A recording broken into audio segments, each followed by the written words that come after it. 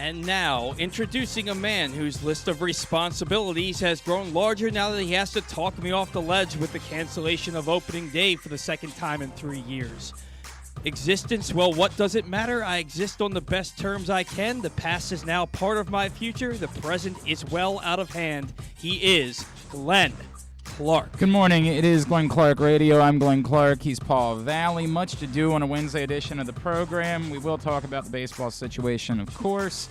I've got a little bit more information. You perhaps saw the junkies down in D.C. this morning reporting that Rick Pitino is Maryland's top choice. I'll talk a little bit about that and give you what I can tell you about that here in a second.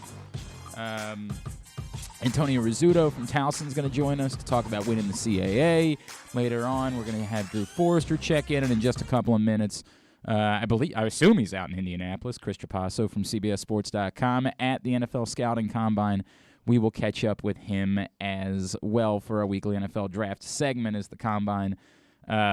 Interviews are already underway. The workouts get underway tomorrow out in Indy, so that's what's going on. Quickly, let me cover, just because it was what was swirling this morning, and we can talk about everything else. The junkies, who of course I've worked with over the years, great guys, guys who are extraordinarily plugged in the DC scene and all things Maryland. This morning they went on and they reported that Rick Pitino is Maryland's top choice. Now, if you actually listen to the segment, I did go back and listen to it. After, in fairness, I reached out to a couple of sources having not listened to the segment. And I should have beforehand, because it probably would have helped me in getting a bit more information. Here's what I can tell you. What I can tell you is there is absolutely no reason for me to dispute or think that anything about what they reported is incorrect. I think it's important to gauge what they actually said. And what they actually said was, this is in terms of what the donors want and the people whose money matters. And the reason I say that is only because when I ran it up the flagpole with one of my sources, all I got back, no denial, no anything along those lines, all I got back was this: keep in mind the donors aren't hiring the coach. And in fact, when I followed up with that, the same source said back to me, hang on a second, I want to make sure I read this correctly. I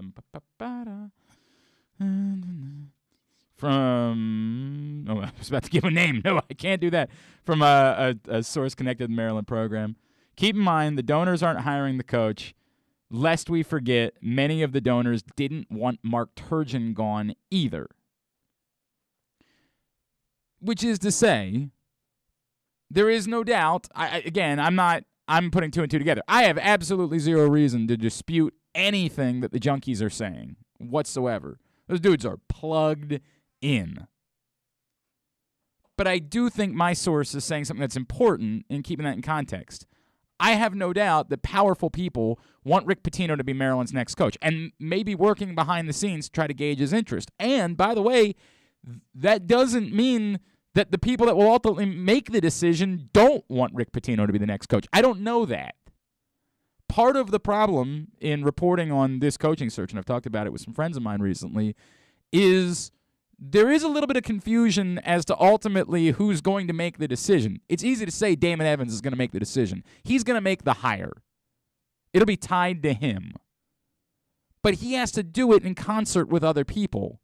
He can't, if the university president says no, he can't hire that person. I don't know enough about the relationship between Damon Evans and Daryl Pines to know with certainty that whoever Damon Evans chooses, Daryl Pines is going to capitulate, say, yep, I trust you, your guy.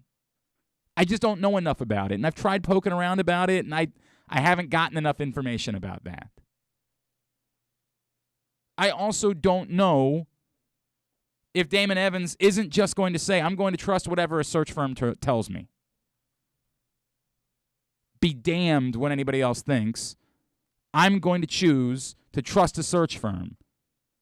And the reason you would do that is, well, there's a couple of reasons. One, it might allow you to pass the buck if it doesn't work out. Well, hey, I was just going with what the search firm said. Two, you might say, genuinely, there's no reason for me to believe that I am more qualified to hire a coach than a group of people who do this. There's a lot of things in there. I don't think that's the case. I think if you're in the role of an athletic director, you believe that you are plenty capable of making this decision. But you like to listen to the opinions of others. And the money people do matter. I mean, we got to deal with that. They matter to some extent. Because you still need to get a practice facility built. You can't just piss them off. You don't like this guy? I'm hiring him anyway. They have to be on board to some extent. What that doesn't mean is you have to hire the guy they want. As was pointed out to me during the Turgeon situation, there were a lot of money people that were very close with Mark Turgeon, important money people that were very close with Mark Turgeon. But most of them, it was more important to them to have access to the program than who specifically the coach was.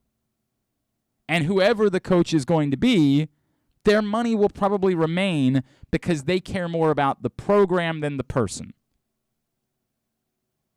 I say this not knowing specifically. I wasn't given that information yet. Literally, I saw this pop up this morning, and I made a couple of calls and texts. I don't know specifically who it is that's pushing for Rick Pitino. If you listen to the Junkies, you can kind of start to read through the dots.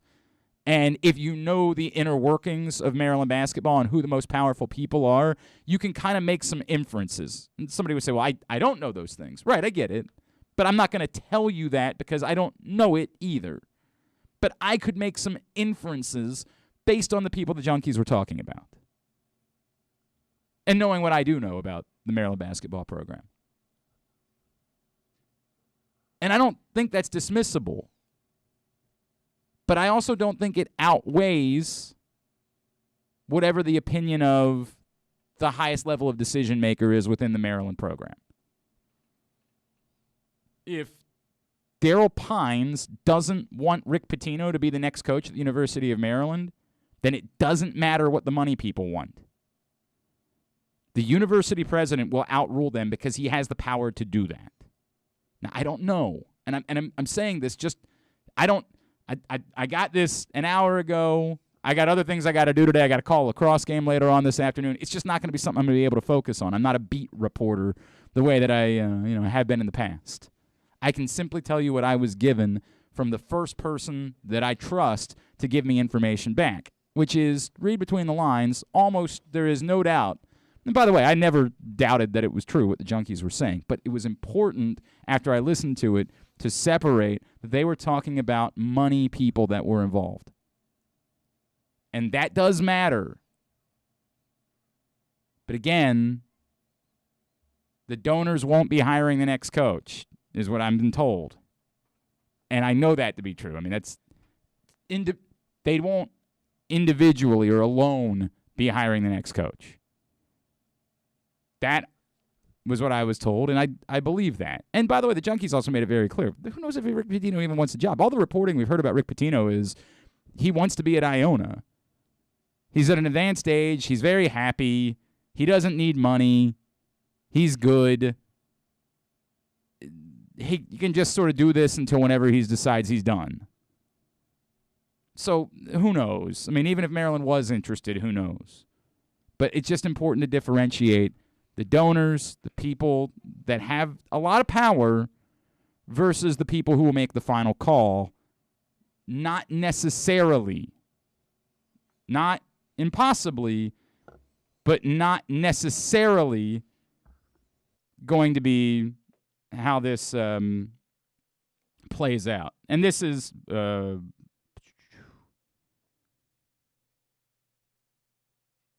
okay. And I just got another, just for the record, and I'm not going to say anything more about it, but I just got another text.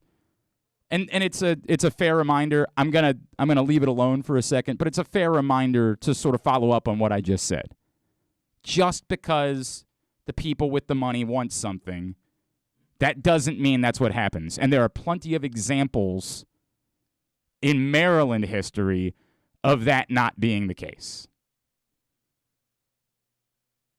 I was just reminded of Mike Leach being someone that money people wanted to hire as the football coach, and Mike Leach did not become the next football coach.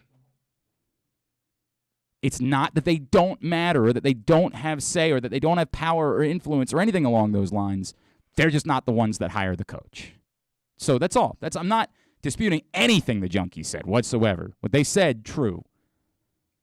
If you listen to it and if you understand, they were talking specifically about donors, brokers, money people related to Maryland basketball. I'm telling you from my own reaching out to multiple sources that all of that is true or has not been disputed anyway. It's just that I've been reminded they aren't the ones that hire the coach. Cool? That's what I got for you. That's what I can tell you in 10 minutes this morning, all right? And if you have any more questions, tweet me. I'll tell you what I know. I'm not going to lie. Like Raul Ramos told us yesterday, I'm not going to just make things up for the sake of making them up. I can only tell you what it is that I know. Cool? We good? All right, very good. Quickly, today's show brought to you by Live Casino and Hotel. 51 self-service kiosks available in the FanDuel Sportsbook for you to get your bets in. They are the place to be for all the big events, including UFC 272 on Saturday night. Email events at sportssocialmd.com right now if you want to guarantee your table, reserve maybe a wonderful, relaxed, reclining chair in the FanDuel Sportsbook on Saturday night. Every week we talk NFL draft here on GCR. This is Combine Week. I'm going to guess he's out in Indianapolis, although admittedly I don't know that. From CBSSports.com, he is our friend, Mr. Chris Trapasso. He's back with us here on GCR. Chris, it's Glenn and Paul. Are you out in Indy right now?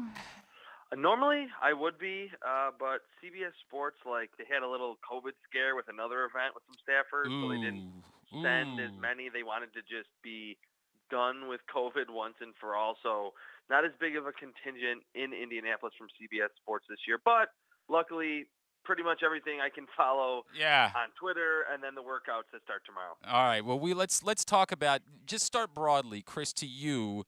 Who does this week mean the most to? Who are the prospects? And before we get anything with the Ravens, who are the prospects that you think this week could end up making such a significant difference for? I'll probably start with Ike Ekwonu, the offensive tackle from North Carolina State, with Evan Neal, the Alabama offensive tackle, deciding not to work out, and he'll get his chance at the Alabama Pro Day on March 30th. Ike Ekwonu can show people, hey, I can be a number one overall pick if he tests in the upper echelon of what we've seen at the offensive tackle spot over the past 10 to 15 years. If he tests like Tristan Wirfs, who had one of the best workouts that we've seen at the offensive tackle spot at not gigantic, 6'4" and 320, then I think we could be hearing a lot of speculation about him potentially, at least for the time being, for the next couple of weeks, a number one overall pick candidate. And Kayvon Thibodeau, a lot of what's come up about him early on is, in this pre-draft process, is that the Oregon edge rusher might be too concerned with his brand and off-field sponsorships, and that's a little bit concerning to him. But this is someone that's been on the number one overall pick radar since he was like a freshman at Oregon. And he's going to be on the field with Aiden Hutchinson, who's kind of been penciled into that number 2 overall spot to the Lions. If Kayvon Thibodeau tests a lot better than Aiden Hutchinson, who is supposed to be a freak athlete in his own right, I think there could be a lot of talk of, hey, maybe that number 2 pick to the Lions is not set in stone after we leave Indy. Interesting. Very interesting that that's the case. It does it feel, look, maybe you would say, Chris, hey, it's really like this every year. Does it feel like there is more unknown related to the top of the draft than there really has been I guess maybe just related to the fact that it's not about quarterbacks, right? Like, is it that significant to the rest of the draft world as it feels like it is to me? Yeah, this draft class, there's more uncertainty. It's more of an enigma than any other one that I've covered. It's because of the quarterbacks, I think, because if there's a really good quarterback at the top, then that guy just almost gets written into that number 1 overall spot in most cases, because we have the Jaguars at number 1 overall. They're obviously not going to go in that direction. It's a not as good, not as hyped quarterback class. And not just about that, I think also there's not really a consensus number one prospect. There's not a Jalen Ramsey. There's not a Myles Garrett. There's not a Joey Bosa that we know every team probably has at their number one spot that's not a quarterback. There's Kyle Hamilton from Notre Dame. There's Derek Stingley from LSU. There's the two edge rushers that I already mentioned. Mm-hmm. There's a lot of differing opinions, and we have a weaker quarterback class. So right now we normally have somewhat of a sense of at least who the number one pick will be, and then maybe the few selections after that. But going into this combine, there's more uncertainty than ever. Yes, Chris Trapasso, CBSSports.com. He's with us here on GCR. Chris, I see you've got a new mock draft out this morning, and with the 14th pick in your mock draft, you have the Baltimore Ravens selecting Trayvon Walker out of Georgia. Let me start with him specifically, and I want to ask you about a couple other guys that you have going around there but not to the Ravens, and we'll sort of talk about that. Why specifically do you think Trayvon Walker is such a fit for the Ravens? Well, I mean, you guys probably know the intricacies more or of the Ravens more than I do, but just studying that roster, what Eric DeCosta and before him Ozzie Newsome seem to like on their defensive line is size, and almost to have oversized defensive tackles, defensive ends, because they use those rush linebackers kind of in that throwback 3-4 style. And Trayvon Walker, I'm not the biggest fan of him because I think he's a little bit raw and that he's not the best using his hands, but he's probably going to be 6'4", 6'5", 270, maybe even 280 pounds, and he's expected to test very, very well. So I think if any team can take somewhat of a raw defensive lineman and get the most out of him, I think back to Matthew Judon, Zadarius Smith, I think it's the Baltimore Ravens. So if Trayvon Walker is viewed by teams as someone that has that upside, that just needs to be, the rawness of his game needs to be coached up a little bit, I think landing in Baltimore with the Ravens would be the perfect scenario for him. And it seems like it's a need with a lot of the free agents that Baltimore has up front. So I bring it up because literally the next two players, I don't want to give away your entire mock draft. I do want people, and we'll link it up at Glenn Clark Radio on Twitter. I'm not trying to, here's all 32 picks. You don't need to click at CBSSports.com at all. But the next two guys on your list are two guys that I think are quite interesting for the Baltimore Ravens. One being center Tyler Lindenbaum, who you have going at 15 from Iowa, and then the next one being David Ojabo. And I'm going to start there only because, it's a little bit more similar to Walker.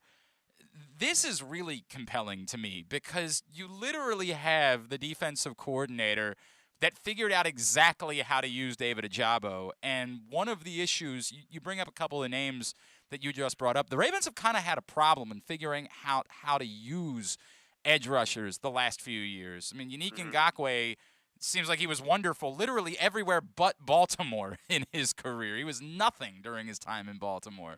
Odafe Oweh showed a couple of signs last year. I think there's reason to believe there's something, but we don't know that just yet. And Matt Judon was far better in New England than his final season in Baltimore.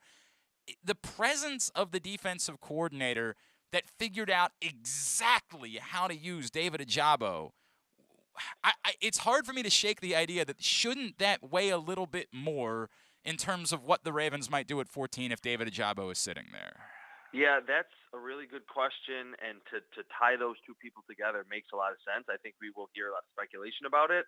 And do I think McDonald will definitely be, quote-unquote, standing on the table for David Ojabo if the board fell this way? Absolutely. But I do believe that with Calais Campbell, a free agent, Brandon Williams, a free agent, Derek Wolfe up there in age at this point, it seems like, again, I've kind of from afar. Yeah, a greater need. I hear what you're saying. Yeah. Right.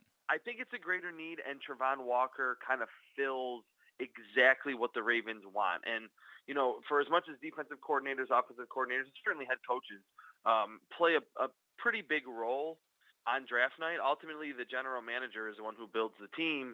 So I think in that scenario between David Ojabo, who has a familiarity with the defensive coordinator, and someone, Trayvon Walker, that fits more of the mold of what the Baltimore Ravens have liked and been successful with on the interior of their defensive line, that can kick out to 5 technique, can play the 3 technique, can play anywhere. on the defensive line. It wouldn't surprise me if that's almost a coin flip scenario, and they just go with the size and the upside of Trevon Walker, knowing that it's such a deep edge rusher group in rounds 2 and rounds 3. And then Lindenbaum is fascinating to me because, like, for us to be talking about a center this high in the draft, the guy's got to be really, really good. And that's everything that I'm getting is this guy is that good. With Bradley Bozeman presumed to be moving on from the Baltimore Ravens, they have this massive need at center. If this guy is this good that we're talking about him in a top 16, type of scenario, doesn't that feel like it sort of fits a very important need for the Baltimore Ravens too? Yeah, it does. And I certainly think they will do their due diligence on Tyler Linderbaum, like a lot of those teams that need interior linemen, especially center. The Ravens need that.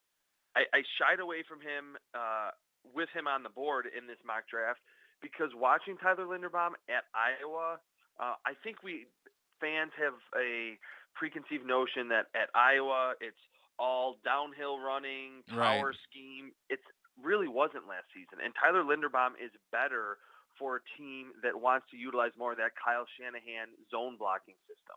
He's super duper athletic, very balanced. I don't know if his power and anchoring ability is to where you would say, oh, this is a top 15 or a top half of the first round selection.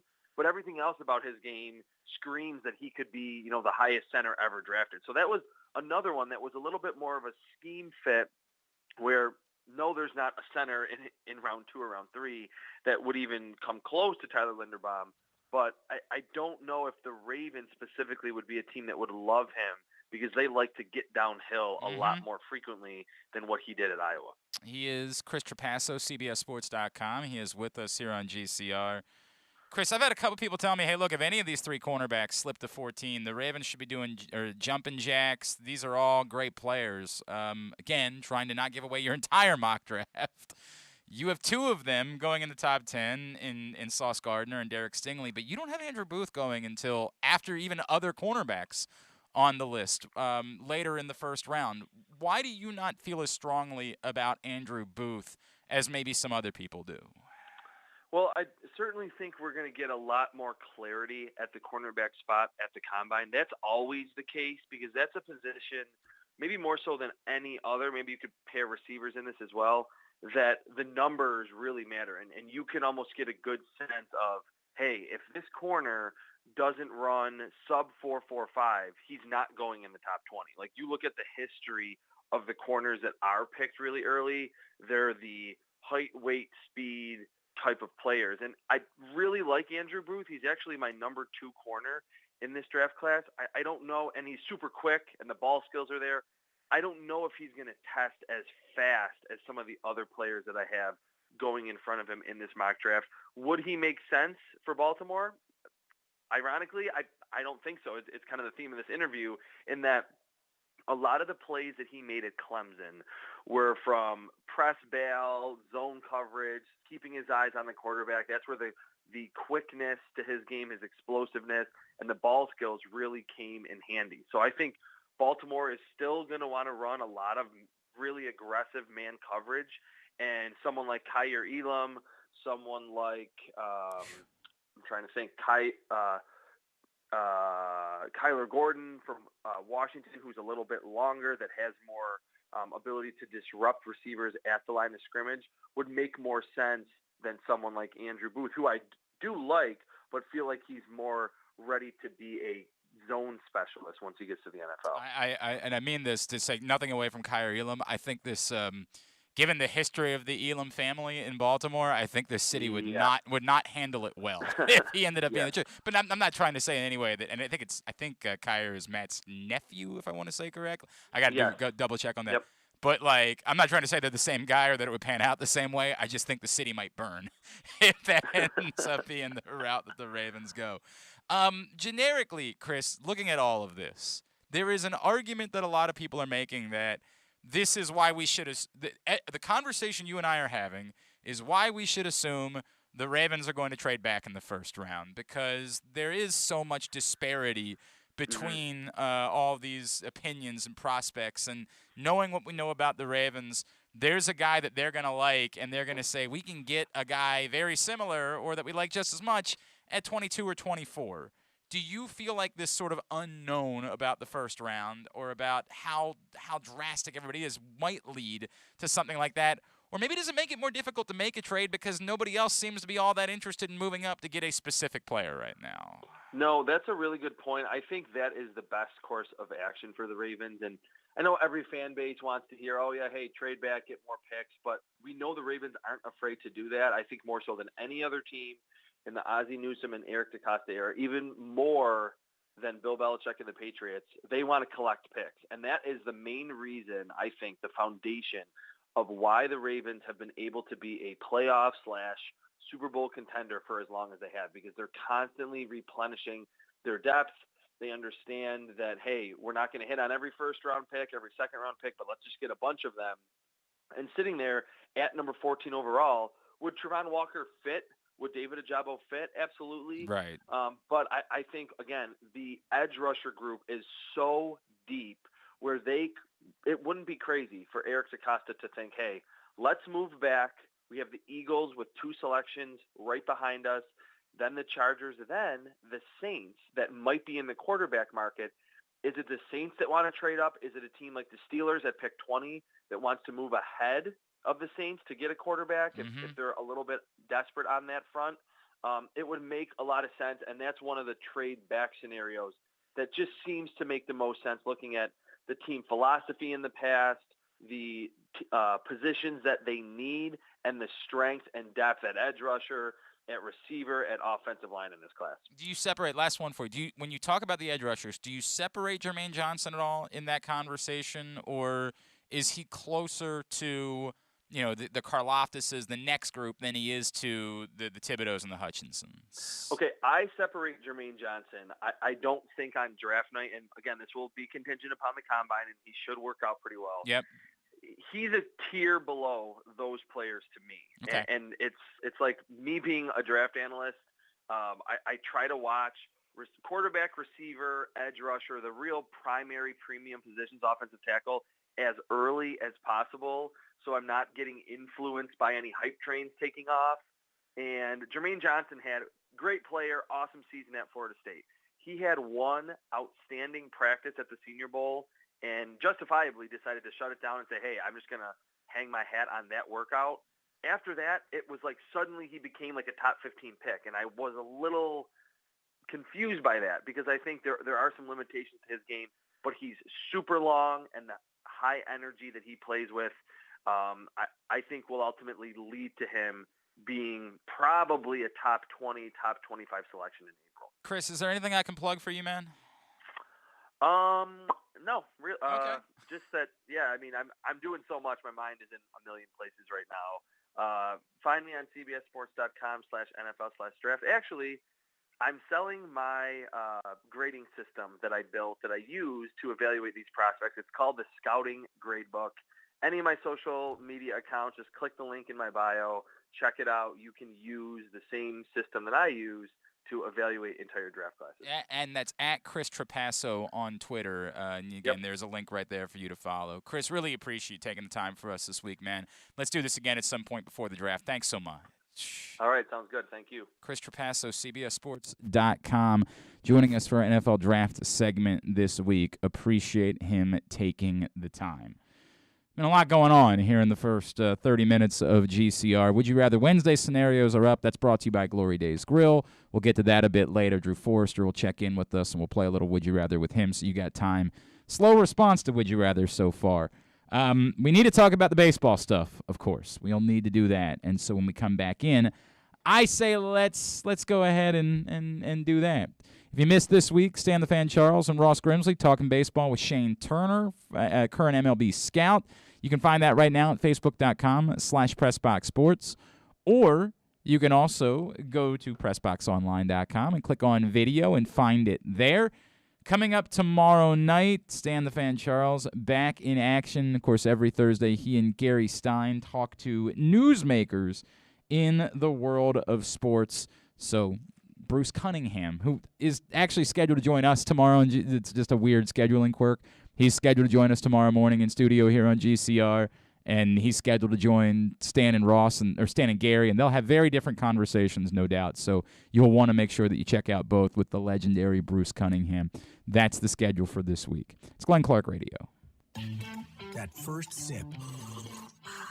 That first bite. Start your day off right with a delicious breakfast at Royal Farms. Choose from a fantastic selection of fresh Royal Farms breakfast sandwiches and top it off with a rich hot cup of the freshest coffee in the world. At Royal Farms, breakfast is available day and night. It's the freshest breakfast in the world. Real fresh, real fast. Royal Farms.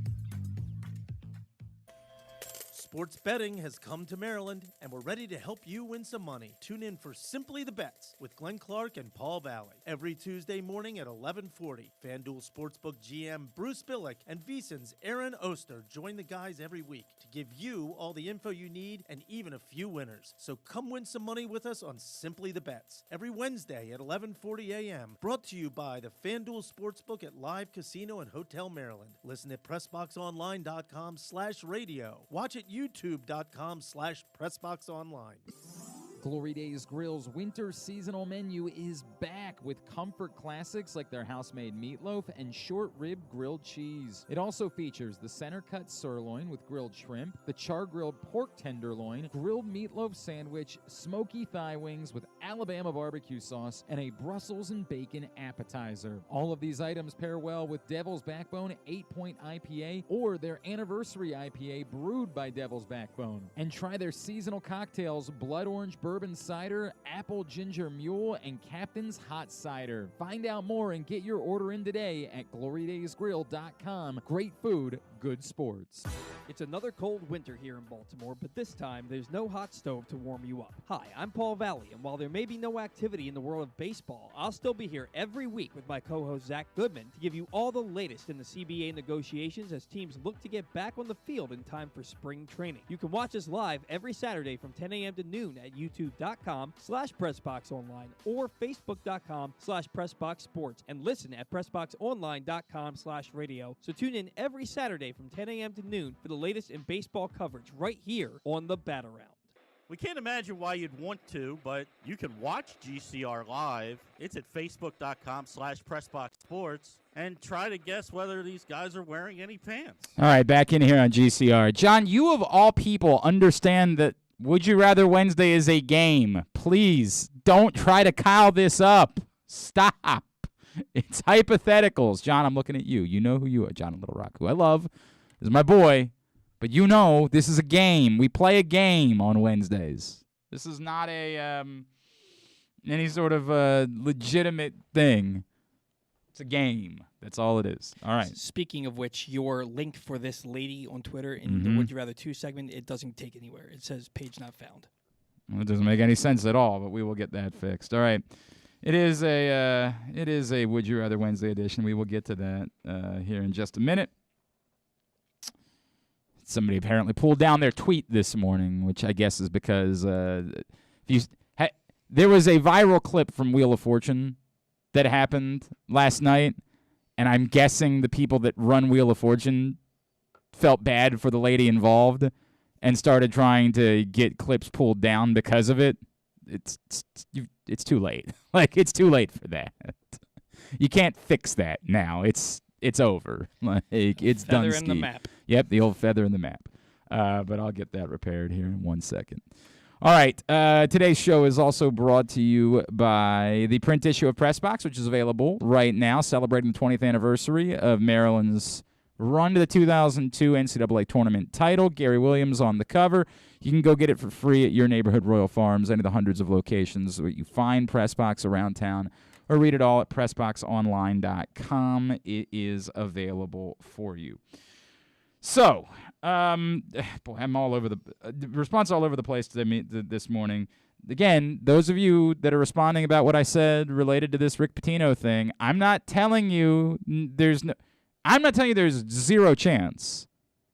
And I'm also not telling you, if you go back and listen to what the junkie said this morning, and again, I regret that I started asking questions before I had listened to the segment, because if I had listened to the segment, I probably wouldn't have even needed to do this much work on it. What they're telling you is that money people at Maryland want Rick Pitino. Money people at Maryland have wanted a lot of things over the years. They don't make the hire. Which doesn't mean they don't have influence. They do. I have been told now by 2 different sources, not no, but essentially why it's extraordinarily unlikely, and that doesn't even really touch on the Rick Pitino side of it, which is that he might not want it anyway. So I'm not trying to be dismissive because I think what the Junkies actually reported is almost 100% true. But we have to separate the people that have money wanting something from what the school might actually do. Those are 2 different things. Or they have been. They don't have to be.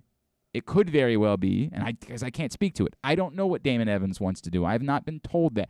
It's not true. I have been given one name that I won't report as being someone who Damon Evans made it very clear to people he really liked.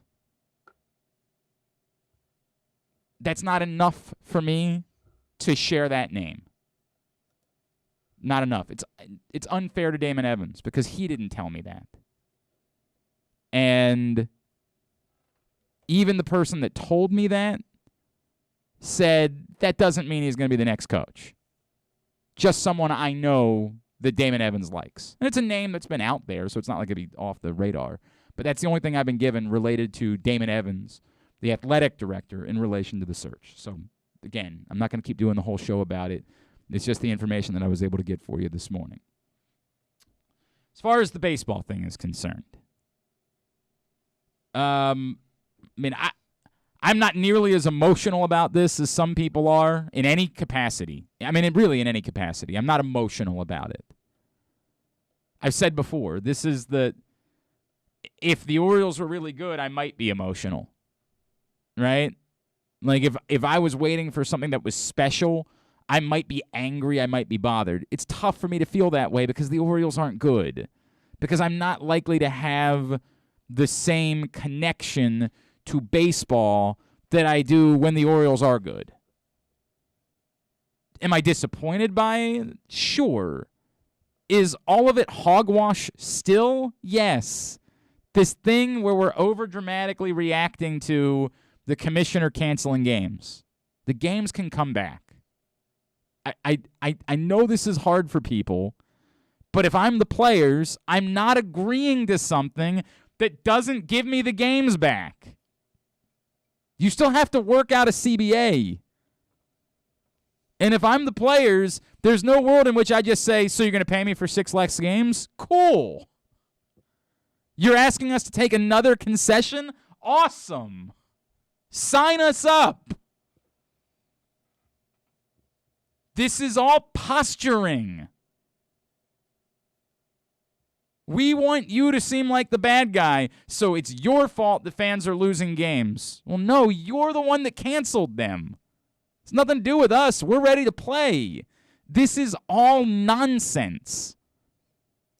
Now, if your fear is that a deal's not going to get done for some time, that's a different conversation. A deal might not get done for some time. That's a different problem altogether. There is a real issue that exists where the sheer numbers, particularly related to CBT, appear to be far enough apart that it might not be for a while that a deal gets done. And this might end up seriously impacting the season because there is a point at which there's a quote-unquote point of no return. There is a point at which you can't get 162 games in. That day is not today. That is a fabricated nonsense thing that the owners and Major League Baseball are pushing. The day is fast approaching, though, because they not even really. Said, well, not really. But they said that they're done negotiations for the foreseeable future. And that's the different part. Yeah. The different part is if they're a month away from getting a deal done, then there's a problem. Yes. And by the way, they might be at least a month away from a deal done. They're so far apart. Because all it takes is a phone call. All it takes is somebody getting antsy about something and okay, let's let cooler heads prevail. The idea that it has to happen at Roger Dean Stadium with reporters in attendance, that's nonsense. That's theater. That's all that is. It could be tomorrow over Zoom. This is we get overwhelmed by pageantry. A deal's going to get done because they're all together right now. They don't have to be together. Everybody knows what it is they want. Like, at this point, the idea that you're learning something new about what one of these sides wants in the process, come on, we all know. And at some point, there could be a moment at which we say, oh, fine, for F's sake, let's do this right now. Let's get it done. Now, to your point, 100%, there is the possibility that specifically the owners are so desirous to force their hand that they refuse to go back to the table because they want to portray the picture of the sport is not profitable, so we don't care if the games are played or not.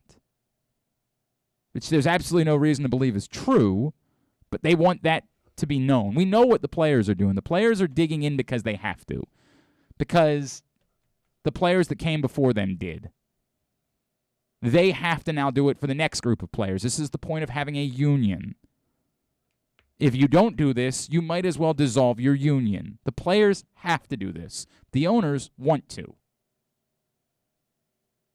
They want to portray that baseball isn't as profitable as you think it is, to the point where if we don't get to play the games, we don't really care because we don't think they're all that profitable anyway. They want to portray that the players are at fault here because we're not making all that much money and they're still trying to get more. So they might be hell-bent on giving up time in order to pretend as though this is truthful. They might be hell-bent about that. I don't know. Today, specifically March 2nd, a 162-game season is absolutely still in play. What Rob Manfred said yesterday is theater. It's sheer theater. Arbitrarily announcing 2 series are canceled. Because if a deal had been reached at 11:59, you could still play those 6 games, but if you reach a deal at 4 a.m., you can't play those 6 games. We're not this dumb. It's nonsense. It's theater. That's all it is theater. The games 1,000% can still be played. There can be no spring training at all. I don't know if you remember, we had that happen literally 2 years ago. Send the teams to their own respective cities, let them do a week's worth of workouts, and then play a season. There is plenty of time to save a 162-game season, which never had to start on March 31st. We have delayed the World Series for other reasons in the past. In 2001, for example, when a national tragedy occurred, there was no problem with delaying things by a week.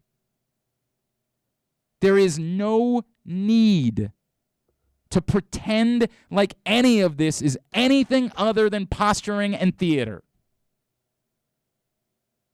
But it doesn't guarantee that anything gets done either. The dates will force this. If these sides don't get back together for another 4 weeks, then we know.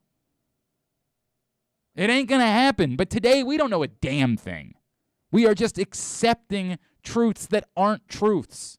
We're accepting there won't be a 162-game season. Why? Why are we just accepting that as fact? How does that pass even the laziest smell test? We got to be in on it a little bit more. We've got to be smarter than this. We just take what someone says and sort of regurgitate it.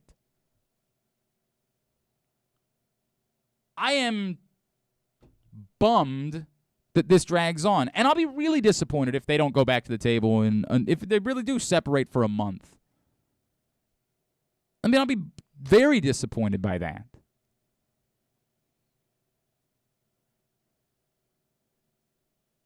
Does it ruin the sport? Is it worth the loudest of the screaming that we hear? No, it's not. I'm not trying to be it's not. It ain't worth that. It ain't worth saying this is going to ruin baseball or anything along those lines. We do this dramatically. It's way over the top. It's hyperbole for the sake of hyperbole. The last 10 things that we said were going to ruin baseball did not ruin baseball. Is there someone who might not come back? Sure. There are people that don't come back to sports all the time. I am not nearly as invested in day-to-day college basketball at the age of 38 as I was when I was 18. This happens. But hyperbole for hyperbole's sake is nonsense. Let them do that somewhere else. It sucks. And it will suck if it seriously impacts the season. Today, we're not there. Today, what we've got is posturing. Today, we have theater. Today, we have, call it like it is, nonsense. Well, we have no choice. We just have to cancel these games. Get the F out of here. I don't have to do anything. You have to cancel spring training games because they were supposed to have started by now. You have to cancel those. And that's a bummer. As I've said a million times, it's a bummer for the people in Florida. It's a bummer for the people in Arizona. And it's disappointing, unquestionably. There are people that are hurt by this. There are jobs that can be had in the months of March in those communities that are being lost, and that sucks for them. And I'm not trying to be utterly dismissive of it. It sucks. But projecting that as meaning, well, the season can't start on time? No, not true. And even if it doesn't start on time, that you can't play 162 games? Also not true. Plenty of time. Will it happen? I certainly don't feel good about it. How could you? I have heard most of the blame, of course, is being put on the owners. I have heard from a small group of people that have suggested, there's like one particular writer in Pittsburgh, his name is Dejan Kovacevic. I apologize if I'm mispronouncing that. I've actually never known how he pronounces his name, but he's been a writer in Pittsburgh for a very long time, who said really all of this is Scott Boras' fault. Because the actual difference in terms of the CBT is literally only money that one team would be able to spend. The Dodgers are the only team that would spend the difference in this market. That's whose fault. Everybody is working at the whims of Scott Boras, getting the most money he can possibly get. It's an actual thing that's being said by a few, including that particular writer. You're not going to get me to care, is I guess what I would say back. If the owners were positioning themselves as being the group that was trying to push for a salary floor and a salary cap for the betterment of the sport, I could call this more of a 50-50 thing. Because I could argue at that point that there is one side that is trying to protect the sport as a whole and the overall competitive nature of the sport. I think the majority of baseball fans would agree that the sport would be healthier from 1 to 30 if those things existed. They're not pushing for that. And we know why. The small market owners don't want to spend that money unless they're getting revenues back from the major market owners. And the major market owners don't want to share their revenues. They don't like the luxury tax. They're not interested. The owners are not trying to benefit the sport. At the end of the day, there are two sides that care about themselves. No one is concerned about the fans. So if you want to make the both sides argument, and I think I saw Forrester doing it last night, so I'll go after him today. If you want to make the both sides argument, the best way to make it is, well, none of these people care about me. No one's fighting for how to get ticket prices down or to how to make the sport more competitive. And it's why I have avoided trying to portray the players as sympathetic or heroic in any way. They're not. It's just easier to understand because it's one of them is a union, and unions have to do this. They have to fight. But in no way are they heroic. In no way am I standing up and cheering for them? Not a chance. It's just that there's more blame on the side that actually locked the players out.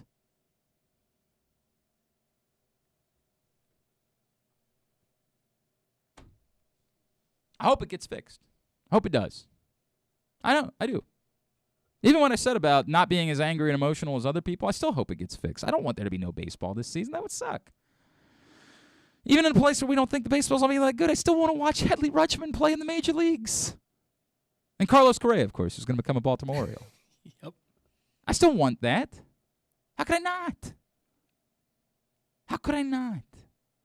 But I don't feel more emotional today because of that. We'll get there.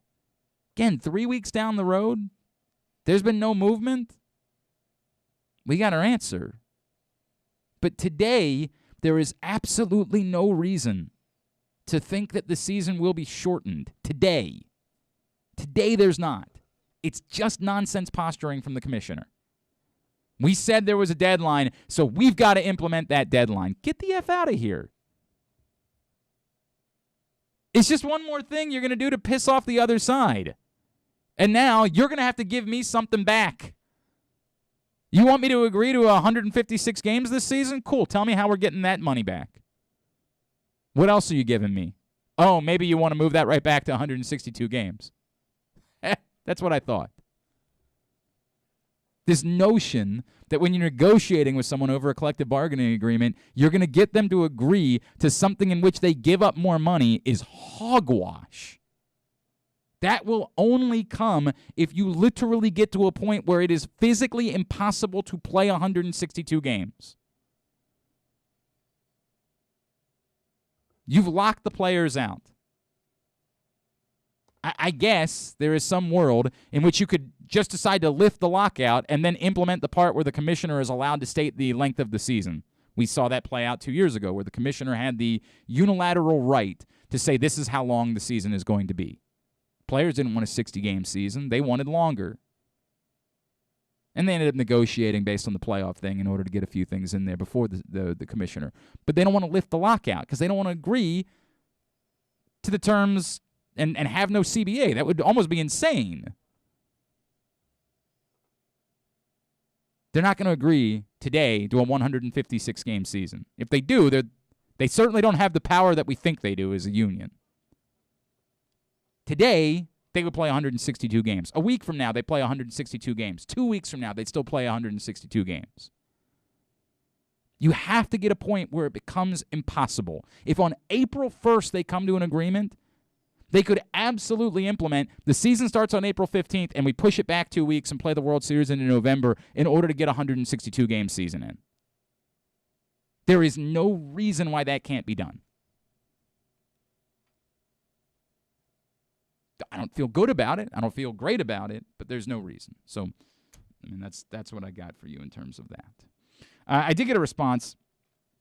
Obviously, we got a ton of response on the interview that we had with Raul Ramos yesterday, who's the reporter that first connected the Orioles to Scott Boras. And this one to me was particularly interesting. Sam said, I liked everything about the interview until I heard him say, quote, Correa has switched to Scott Boras, and I hear he has a very good relationship with people in Baltimore, unquote. That, my friends, is false. I don't know why you think that. I don't know why that anybody would think that. That struck me also because it's been reported in the past that Orioles ownership does not have a good relationship with Scott Boras. I don't know where that has come from. This was years ago. But I don't remember there being any reporting that the relationship between the Orioles and Scott Boras was any more unique than the relationship between any other team and Scott Boras. Mm-hmm. In fact, as we know, the most money the Orioles have ever paid to a baseball player went to a Scott Boras client. I'm not sure where this comes from. It was before that. So I do remember hearing this. But I don't remember hearing it being unique in any way. I don't ever remember there being unique reporting, but there was a strained relationship between the Orioles and Scott Boras that was anything more than what any other team feels about Scott Boras. Sure. He's always going to try to get more for his clients, and we don't like that because we don't want to pay more for any particular baseball player. I never remember there being any sort of unique tiff between the Orioles and Scott Boras that wouldn't be the same as any other baseball team would deal with when dealing with. He is difficult because he is unrelenting. There is no hometown discount. There is no anything. I will take my player literally. In fact, this is the best argument for this. You think that he should want to be here because they're more likely to win or something along those lines. I'm telling you, if a terrible team offers me more money, I'm taking him to the terrible team. We are getting the most money, period, end of story. And it's not unique to Seattle or New York or Philadelphia or anywhere. It's the same story, anyone we deal with. We will always get the most money that we can get. Manny Machado to San Diego. 1,000% going to be the case. Didn't make sense. It makes sense now. Didn't make sense 3 years ago when he signed that contract. It didn't make as much sense as going to New York did. Right. I've never gotten that sense that there was any sort of acrimony that was unique between the Orioles and Scott Boras. Any different than how any other agent would have told you they maybe felt about. In fact, it would be the exact opposite. If I was Scott Boras, I wouldn't like Baltimore because they weren't paying money. Why would the Orioles not like Scott Boras? What did he do wrong to them? And again, the most money they've ever given was to a Boras client. This makes no sense. That doesn't mean that I think that, like, you know, I don't think that they consider them family or something along those lines.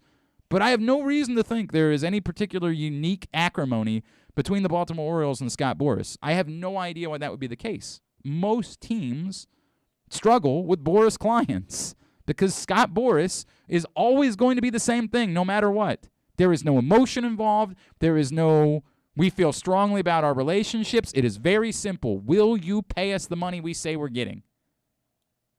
And if you will, we're good. If not, you're not going to be happy because we're not taking less because you think we should have an emotional relationship with you. There is one thing that matters in dealing with Scott Boras. Who's going to give the most money? So to the point, if the Orioles are the team, and again, I don't know, I'm only basing it off Raul Ramos. If the Orioles are the team offering $350 million to Carlos Correa and no one else is, you know who Carlos Correa is going to play for? The Baltimore Orioles. If there are two teams offering the exact same amount of money, I certainly would think that he would probably go to a better place if the other team that's offering the money is the, I mean, it wouldn't be the Rangers. They already got their shortstop. Who would it be? If the other team that's offering the Mariners.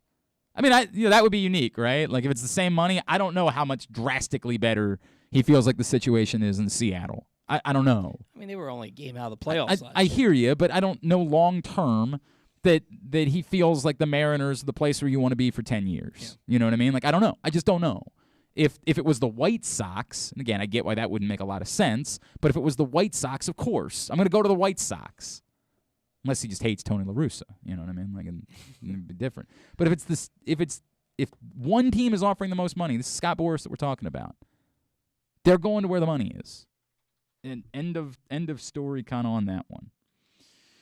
From Dan says, Glenn, as far as the baseball thing is concerned, I know that you say that saying that I won't go back is hyperbole, but I do know that there are people that did not come back after the 94 strike.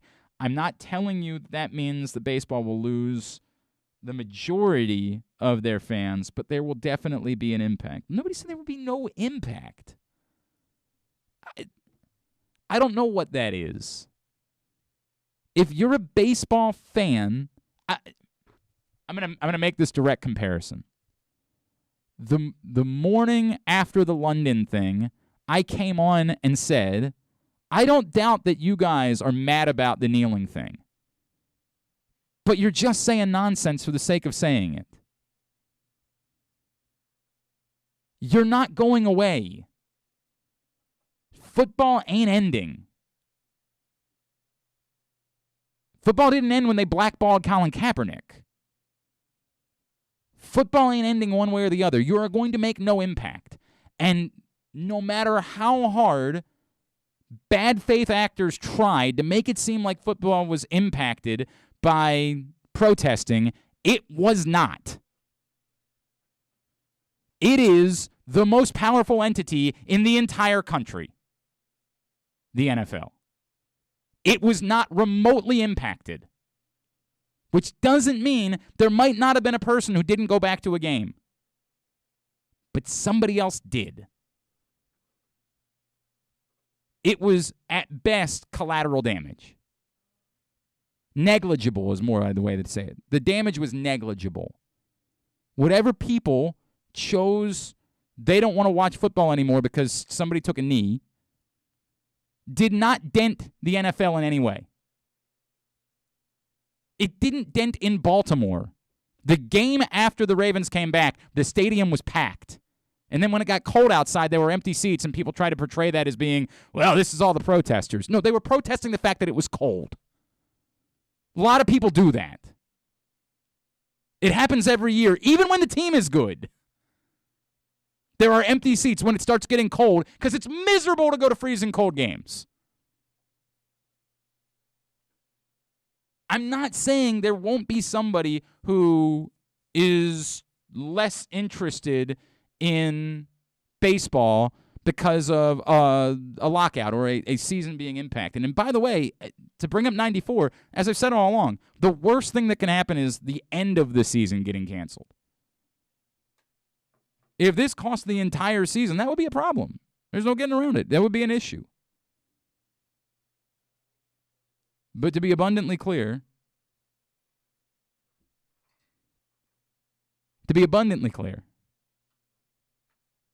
it will be negligible if they lose a week of the season, if they lose a month of the season. Baseball will start again. You already know all of these things. You already know the owners are wealthy beyond your wildest imagination. You already know the baseball players are making a ton of money. It's not like anything is changing. You've decided to like the sport. We can be as dramatic as we want to be about it because we feel like we're being wronged. But don't pretend like suddenly the country is going to boycott the game of baseball. Stop. We're just saying things to say them because we want to believe that that makes our voices heard. It sucks. It's a bummer. It's wrong. Say whatever you want to say. But this will do irreparable harm to the sport. Stop. Stop.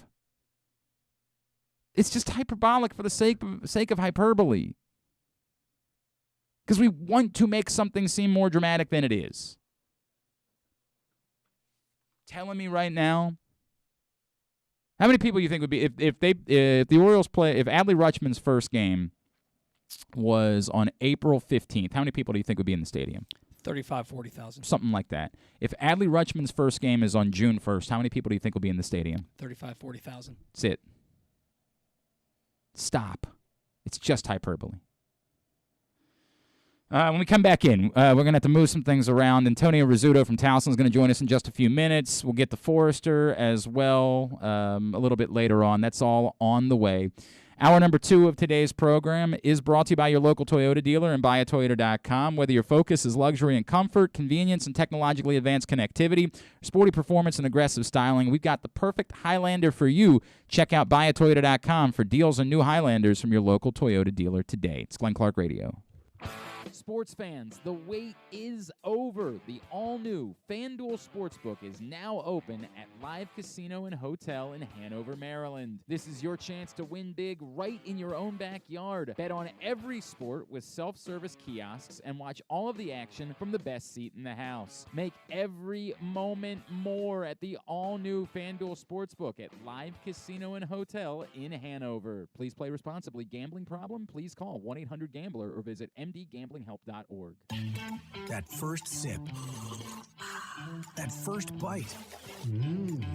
Start your day off right with a delicious breakfast at Royal Farms. Choose from a fantastic selection of fresh Royal Farms breakfast sandwiches and top it off with a rich hot cup of the freshest coffee in the world. At Royal Farms, breakfast is available day and night. It's the freshest breakfast in the world. Real fresh, real fast. Royal Farms. The newest edition of Press Box is available now. On the cover, we celebrate the 20th anniversary of Maryland men's basketball's 2002 NCAA Tournament Championship, as Gary Williams reflects on how the program rose from the ashes of NCAA sanctions to the pinnacle of the sport, and why his perspective of the title run has changed now 2 decades later. Plus, Juan Dixon, Lonnie Baxter, and the rest of the team relive the moments that ultimately led them to cutting down the nets in Atlanta. Press Box is available for free at over 500 area locations, including 60 Royal Farms stores. And you can always find the entire edition, as well as the best daily coverage of the Orioles, Ravens, and Terps at PressBoxOnline.com. The biggest pro wrestling stars today and all time all have one thing in common. You've heard them on Jobbing Out. Matt and Nick Jackson, the Young Bucks. Thanks for having us, man. Appreciate it. The great Kurt Angle. Thanks for having me on the show. I appreciate it. Matt Riddle. Yeah, man. Thanks, man. The champ, Drew McIntyre. Oh, thank you for having me. The great Ron Simmons.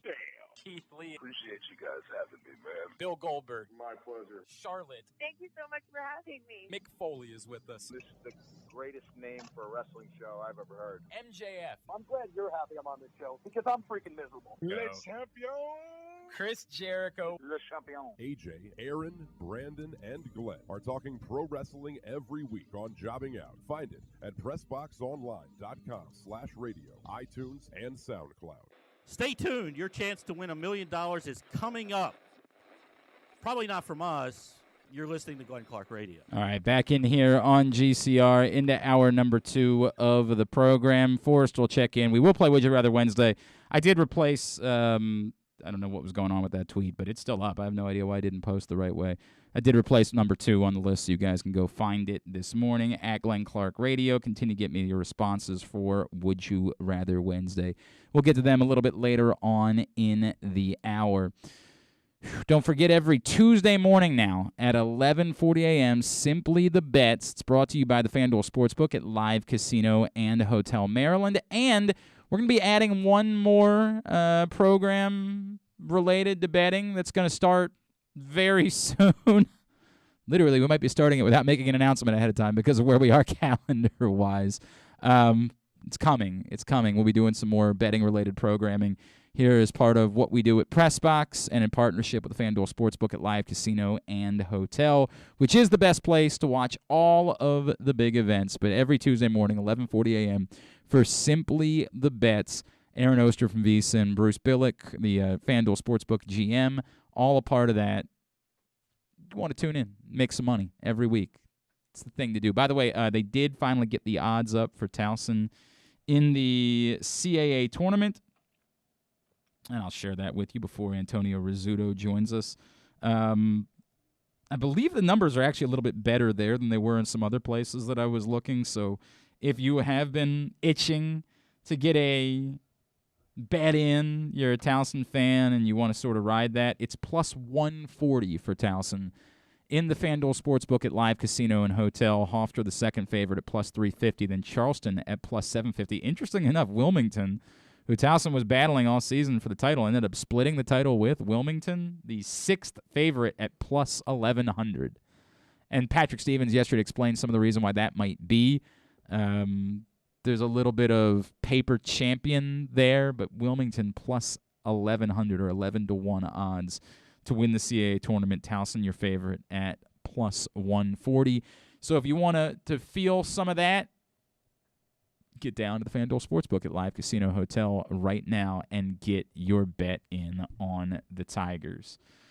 Let me lay out the 3 Would You Rather Wednesday scenarios, and I will let you think about them, marinate on them, as we'll get to them later on this hour. Number 1, would you rather, in relation to 2 topics we've been talking about, would you rather there's no MLB season at all this year, but in October a new deal is reached, and the Orioles indeed signed Carlos Correa to a 9-year, $300 million deal in October to start playing in 2023 when there's baseball again, or you still get a full 162-game season this year, but the Orioles don't sign an impact free agent until after the 2024 season at the earliest. Number 2, would you rather? You know what? Pull this up because this isn't music. No, pull it up on this computer because we can play the audio. Pull up number 2. For those that didn't hear the Wheel of Fortune thing from last night, it's unreal. I mean, it's truly unreal. So scenario number 2 is, would you rather be someone who ended up being on a Zoom call with your entire company this morning and your entire company accidentally saw you in your underwear? Like, you thought you had turned the camera off and then you decided to get changed. Whatever it was, the entire company saw you in your underwear this morning on Zoom. There's no getting around it. It wasn't grainy. It wasn't in the distance. The entire company. Oh, this is the audio. This is the audio. That's scenario number 1. Scenario number 2 would be, or would you rather go back to the office this morning, the entire company's back, as this lady from Wheel of Fortune last night? I'll solve. Okay. Another feather in your hat.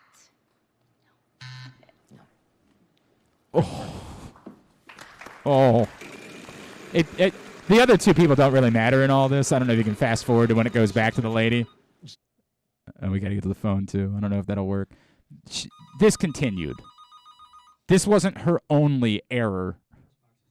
She made multiple mistakes in the process. You can go watch the video. It's at Glenn Clark Radio on Twitter. I have linked to it. If you want to get a full feeling of it, that's number 2. And then number 3, would you rather, let's just say Maryland really does hire Rick Pitino. And maybe they bring back Juan Dixon as a coach in waiting. Pitino's up there in age, not going to be there forever.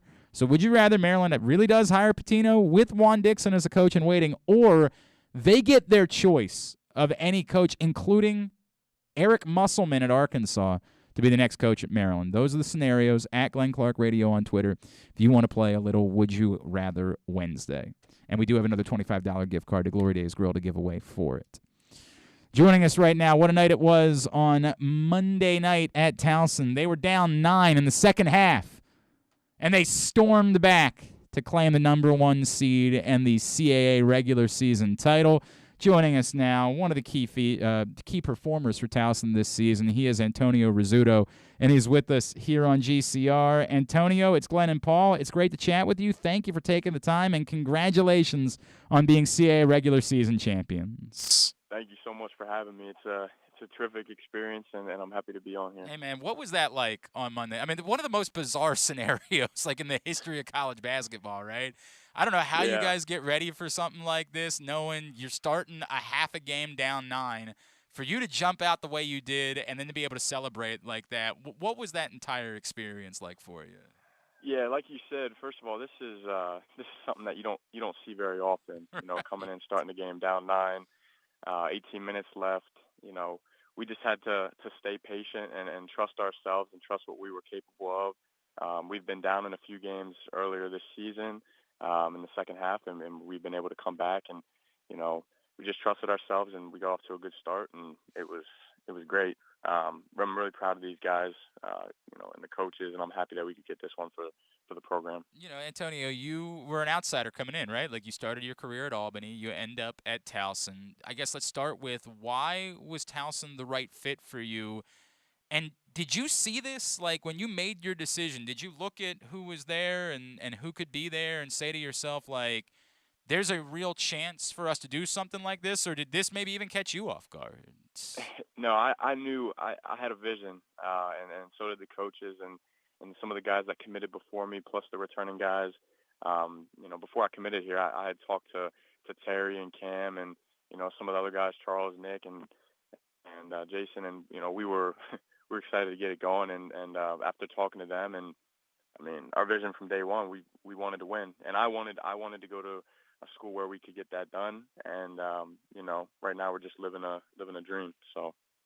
I mean, boy, it's special, right? It's really, really special what it is.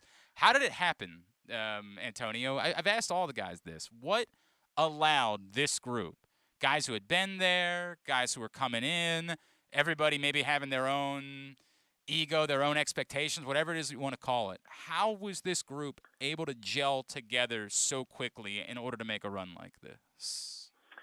Just stay patient, man. We've all been through it before.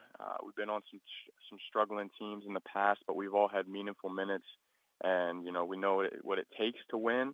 And we just kind of had to join together. And from, like I said, day one, we had a vision and we had some goals, and we talked about it every day. And I think the experience that we have right now has really helped us. And down the stretch here, I think it's really going to help us even more. Staying patient is a big part of it, and just working every day. Our trainers here are great. Our coaches here are great, and that's really helped us. He is Antonio Rizzuto from Towson. He's with us here on GCR. Antonio, was there a moment for you, like early on in the year, where you realized what was possible? Was there a game? Was there anything that stood out for you, like, we could do something special? Did you have a feeling like that? When we played Ohio State, yeah, the way these guys were, the way this team was, and I know we fell short that game, but the composure that we had and the talks that we had at halftime and throughout the game, I mean, we really thought we could have got that one, and I think from that point we really realized what we're capable of, and we just been rolling since, and obviously we had a little block later in the season when we played Northeastern, very good team, and after that game we came together and said, listen, man, like, this is what we got to do in the future, and we stayed true to that, and we've been playing that way ever since. You say you came together. I mean, dude, you guys are dominant. You're running teams off the floor. And I know that none of that matters. You got games to go play down in D.C. this week. But how good is this felt? Can you explain how it goes from, no, we're pretty good, we're pretty competitive, to you are literally running conference teams off the floor down the stretch this season? It's a big focus factor, and we got to lock in, and that's what we have been doing, and you gain that focus before you play, and trust each other, and we have a saying, be where your feet are, take it one game at a time, and that really helps. Antonio, you guys now head down to D.C., and for everything you've accomplished, right, like, there's only one way to get into the NCAA tournament. You got to win 3 games in 3 days down there. How do you prepare for something like this? It's just such a different scenario, right? Like, this is not easy to win 3 games in 3 days especially with the target on your back the way it's going to be down there. How do you prepare for the uniqueness of this challenge, which for everything you've done, is ultimately going to define this team? Yep. I think the biggest thing is to focus on Northeastern or William & Mary these next few days, focus on both of them, and whichever one we get, we got to capitalize on that and take it one game at a time. The biggest one is the first one, and then you just cruise from there. So, we're going to take this week seriously, work hard, and trust ourselves. I mean, may that be the case, right? May it be. Have you thought at all, do you have a sense for what it would mean, man? We're talking, it's 31 years, right? And I know you've been around for one of them. Like, it's not on you that it's at 31 years. But do you have the sense, could you feel a little bit of that as to what it would mean for the entire community if you guys are able to go get this done and get into the NCAA tournament? It's pretty amazing, winning the CA regular season, the community that is here at Towson, and what the support that they've showed us. I can't even imagine what it would be like if we can capitalize on another championship. And the kids, man, I love the kids here, and they, coming out supporting us and giving us a reason really to play. Storming the floor the other night, man. That was so cool. Yeah. No, it's special. So, we just got to put our heads down, work hard, and see where this can take us here. I was told that you've been a volunteer firefighter in your life. Can you tell me a little bit about that? And is that something that you think is going to be a part of you as you continue on whatever you're doing in the future? So it'll always be a part of me. I started doing it right after my freshman season at the University of Albany, and I did it for about 2 years. when COVID happened and sent us home, that's when it kind of came to a halt and stopped for me. And then when the season started back up with all the COVID regulations and stuff, it was very hard for me to do both. Sure. And then obviously transferring to Towson here. But, I was volunteer firefighter, did some training, and I was only exterior, so I only did stuff outside of calls and everything. I never was at a live fire, but been to some car accidents and, gas leaks and stuff like that. But anyway, I could help out. I love to do it. And it's something that... Where did that come from, Antonio? Why was that something that you were interested in? What drove you to want to get involved with that? I just want to give back to the community of Albany that has given so much to me. And like I said, it's a great community, a lot of great people.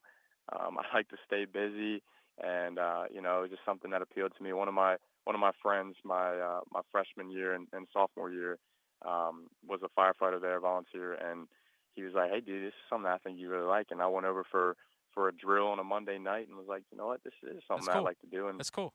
Yeah, it just kept me busy. So. Do you? I mean, as I say, it's something to go back to. Is it part of your goals? I assume basketball's got to be part of that, right? Moving forward, yeah. What are the goals and aspirations for you moving forward? Yeah, I don't think that. I don't know. I think that in the future, I would definitely get back into volunteering back home. I have aspirations to potentially be a teacher for elementary school, That's high cool. school when I get out of college here. And that's my focus is. But right now, my focus is on Sunday's game. Of course. Obviously, that's what matters most right now. Yep. Is what's happening. You're like, dude, I ain't worried about any of that. I got to worry about basketball games to play this weekend down in D.C. Let me have you do this, Antonio. Finish the sentence for me. Towson will win the CAA title and head to the NCAA tournament if what? And you can't say if we win 3 games. You got to give me something else besides that. Yeah. I would say that in order for us to do that, we have to be sharp and we have to keep our focus, and we really got to trust each other like we've been for this whole season. Got a group of great guys, and we all love each other, man. And trust, be where our feet's at, and take it one game at a time. And I think that it's something that is very possible. I love it, man. There's going to be a lot of Towson fans going to making the trip down to D.C. Imagine it's been pleasant for your family. Not that Albany was terribly far away, right? But, just kind of down the road from York, right? It's not I imagine friends and family have been happy to be able to come back and see you this year, right? Oh, that was one of the biggest reasons for coming here as well. Yeah. My grandfather passed away last year. My grandma, she's been looking forward to being able to see me play more, and coming home has been a great thing for her. So it's been special. Oh, dude, you're just tugging at the heartstrings now, bro. So has she been able to come? Was she there on Monday nights? She was not there Monday night. Okay. My younger brother actually had one of his last games in high school, so okay. she did go to that, but no, she's been to a bunch. Well, hang on. Now I gotta really question Grandma's choices, because no offense, you guys won a championship on Monday night. I mean, I love Grandma, but I gotta question some of the decision making. I'm kidding, of course. I'm kidding. Oh man. She'll be there for the conference tournament. That's awesome, man. Oh, that is so cool, dude. I can only imagine what that has meant to your family, especially after losing your grandfather, to be able to have your grandmother there to see you play. And oh my God. Yep. You're going to end up driving me to tears, Antonio. The thought of your grandmother watching you win a CA title this coming. Oh, man. Oh, boy. Yep. All right. Let's talk about dude stuff. Let's get away from Antonio, where can Towson fans be giving you a follow? Twitter, Instagram, anywhere like that? Instagram, Antonio Rizzuto with a 0. And I'm not even going to lie, I don't even really know what my Twitter is. Fair enough. We'll just go with that. Yeah. Follow him on Instagram. That's the Yep. point. Antonio, congratulations, man. This has been so special to watch what you guys have put together this season. We can't wait to see what's in store over these next few days down in D.C. Go get them, and then hopefully the next time we chat, we're talking about you getting ready for the NCAA tournament. Thank you for taking the time for us. Sounds good. I appreciate you having me. Antonio Rizzuto from Towson, a key part of what it is they've done this year in building to a CAA regular season title and now getting ready for the CAA tournament. You can just go ahead and call him. We can just go ahead and get the Forrester and go from there. Today's show also brought to you by Underdog Fantasy Football. If you're not playing Underdog, I just assume you hate money, you hate fun, you hate all things that are wonderful. Perhaps you hate puppies and apple pie and all of the other things that everyone loves. Underdog Fantasy Football has the types of contests that make you feel like you're betting despite the fact that you can't bet yet on your phone or online in the state of Maryland. Player props, parlays, things along those lines. They've got them at Underdog Fantasy Football, plus the daily and weekly traditional fantasy games. They're all available. Basketball, hockey, who knows, maybe even baseball at some point. We'll see. And if you use the code PRESSBOX when you make your first deposit, we will match it up to $100 with free money for you to play with. UnderdogFantasy.com or download the Underdog Fantasy Football app. It is Wednesday. That means our friend Drew Forrester, drewsmorningdish.com, joins us, and he is back with us now here on GCR. What's going on, man? How are you? Oh, awesome. Yeah? Why's that? 60 degrees. Oh, well, yeah. I mean, today's nice, right? Today is really nice. 70 on Sunday? You kidding me? What's that? He knows I'm 70 miserable. on Sunday? We're rolling, man. Yeah, but it's not going to. You understand what that means? Like, you're not new here. It means it's we're all 30. It's going to be 33 exactly next right. Friday or something. You know how this goes. This is in fact the worst one because this is going to be the weekend where everybody goes and washes their car, right? Like, you know how this is going to go. The car washes this weekend are going to be packed. I mean, they're going to be mob scened. And then there's going to be an ice storm next Thursday night or something like that. Like, you know how this goes, and everybody's going to feel really stupid about all the money they spent to wash their car this weekend. But you know, as long as it's out of here by March 31, I'm good, man. What's March 31st? What's going on then? Opening day. Oh, by opening day. Yeah, that would be good. What the schedule says. Yeah, no, it's actually not what the schedule says any longer. I'm not sure if you checked it. So you're trying to both sides this thing. You're trying to make it seem like everybody is. I don't even care. Okay. I honestly don't care. Okay. I'm so over it. I couldn't care less. I'm serious. I am so not bothered by it. If they don't even play, I couldn't care less. See, I disagree with that because the first part of your sentence I agree with, and I sort of said the same thing. Like, today, I have no reason to care. And also part of this, the reason I don't care is because I just spent 20 minutes going on about this is posturing in theater. Like, if they worked out something next week, they're going to play 162 games because the players aren't just going to say, yeah, we're cool with you not paying us for 6 games because you arbitrarily put a deadline in. They're going to play 162 games if they could work out a deal next week. I don't think they're going to, but if they did, it would be fine. My point is, I don't know when it is that it'll bother me. It doesn't. Today it doesn't. Today I'm not bothered because the team's not any good. Like, I can't shake that. If we lived in Toronto, I might be pissed off right now because the team's good and you got a chance to go see special players and feel something. I might be angry about it, but I'm not as worked up for both of those reasons, both for the reason that the team's not good and the reason that this is still theater and posturing. Like, this is still none of this is real yet. There's no reason today why they can't play 162 games. If they came to an agreement on April 1st, they could still play 162 baseball games this season. If they played 140, we would all argue, maybe the season's better off being 140 games anyway. Yeah, no doubt. Right? There is I just don't care. I mean, honestly, I'm so beyond it. Both of these nitwits arguing over stupid stuff. I don't even bother with it. Whenever the games start, let me know. I'm going to one. It doesn't matter. I mean, if they miss any game, I've said this for a month. If they don't play on March 31, if this season gets delayed, I'm going to one game, and that's all I'm going to for this year. And that's just going to be that'll be my way of objecting, and I'm going to go to one game. I already picked it out, August 24th. Wow. The White Sox come to town. You want to come see your boy Gavin Sheets, right? I right. Get that. But yeah, I'm going to one game, and that'll be my way of, putting my foot down and objecting. And if the season starts on March 31st, how many games would you go to?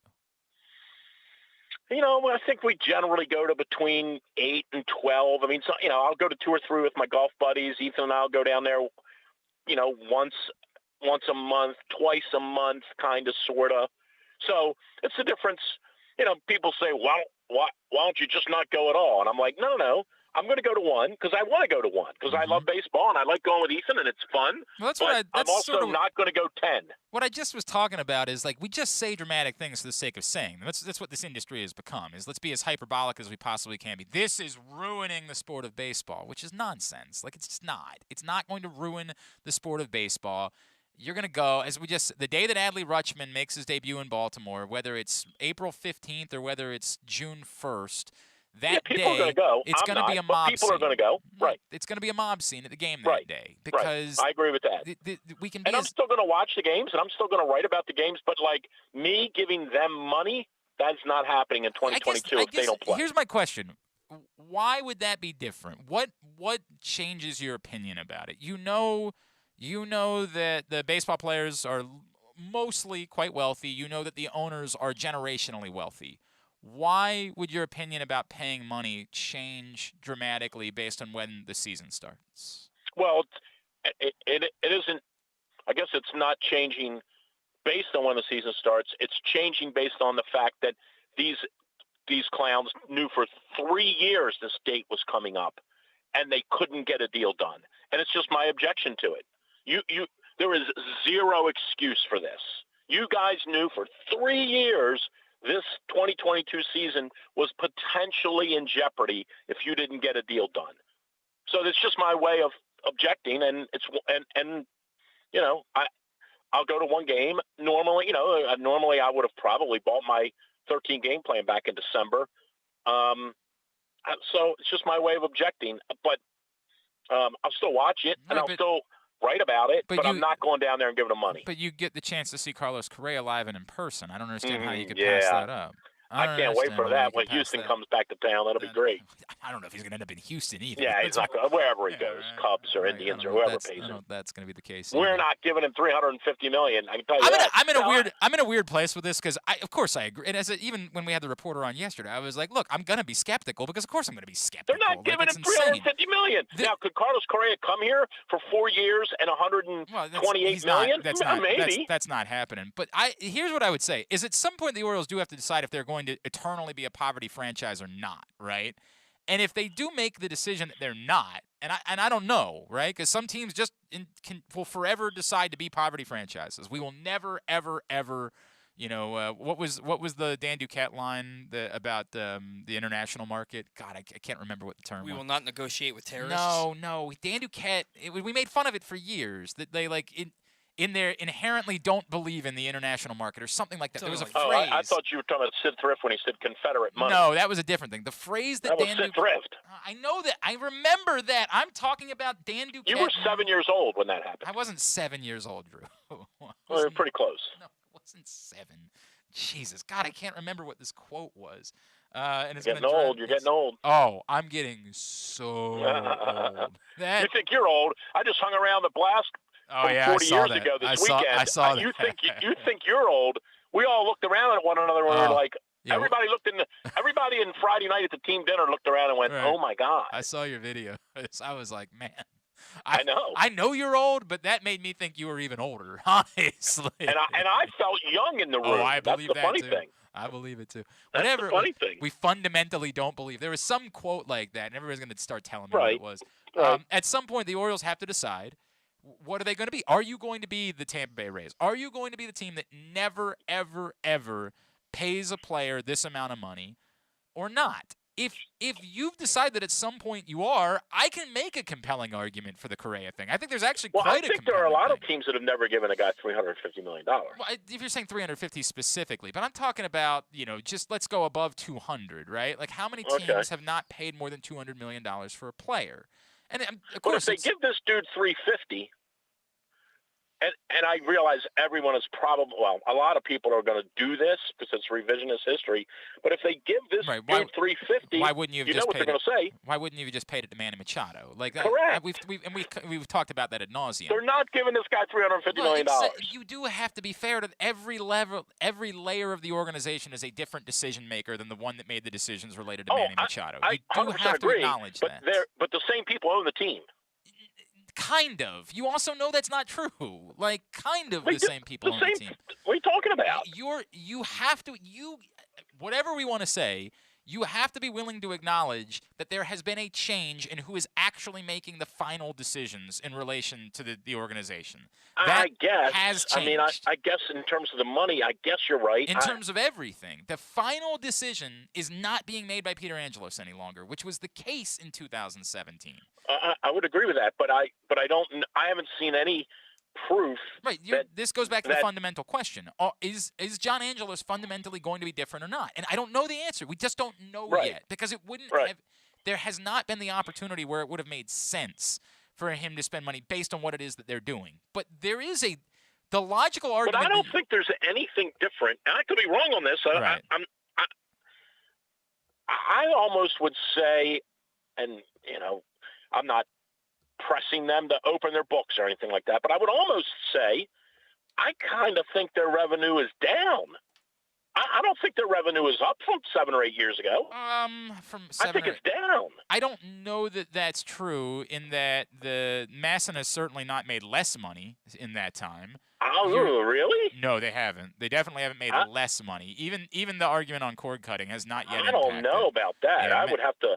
I would have to see that in black and white. I can't tell you that. To believe that that Masson's revenue isn't down. I cannot tell you that as of today, but I can tell you that I had that conversation in the God, when would I have done that? During the pandemic. I mean, since the pandemic has hit, I can tell you it's not down. I can't tell you that it hasn't greatly appreciated, but it hasn't been down. The question becomes, how many more of these things, these Paul McCartney concerts, can they do? There are new revenue streams they have created related to the Orioles. Digital is becoming new revenue stream. Well, how much money do you really think they're making from that concert? Oh, they're making They are making a good amount of money on that concert. Well, what's your opinion? What's your opinion of a good amount of money? Multiple millions of dollars. Oh, I would 100% disagree with that. No, I can, from the concert industry, I can tell you that with certainty, that they're making multiple millions of dollars on that. Really? Yes. How? Well, I mean, do you know how much the tickets cost? Yeah, I know who gets all of that. No, he doesn't get all of it. Not remotely. Most of it. No, not remotely. I don't know. That's not like that. Okay. Anyway, I just don't think their revenue, to me, baseball-wise, I just don't think their revenue is to the point where they can give somebody $35 million a year. But there's two different questions, right? Like, you have to and first... do they even want that dude? 100% part of the conversation. There's no doubt about that. Do they really want to give this guy $35 million a year? The question really? is it really the right guy to give that amount of money? So there's plenty of reasonable questions to be had.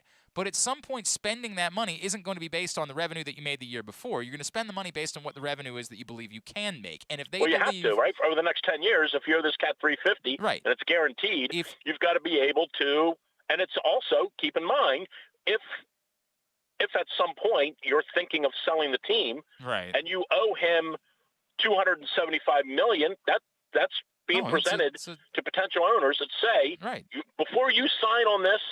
Before you sign before you give us, I'm making this number up, before you give us the $940 million for the team and the TV network, keep in mind you owe $275 to this dude. Which is fair, but I think we've overblown that in recent years. It's not as if no team has been sold without serious outstanding contracts on tap. Like, the part of it is getting into the game or not. Do you want in? And this is part of inherently the issue, is that we don't know the books, so we don't really know how profitable these teams are. Well, that's always been right. Like this is, going back to 20 years ago, it's always been the argument when they were actually drawing fans and not back in the old days when they were drawing fans and not spending money. That was always what people were howling about. Now, this is kind of weird, right? It's almost gone full circle.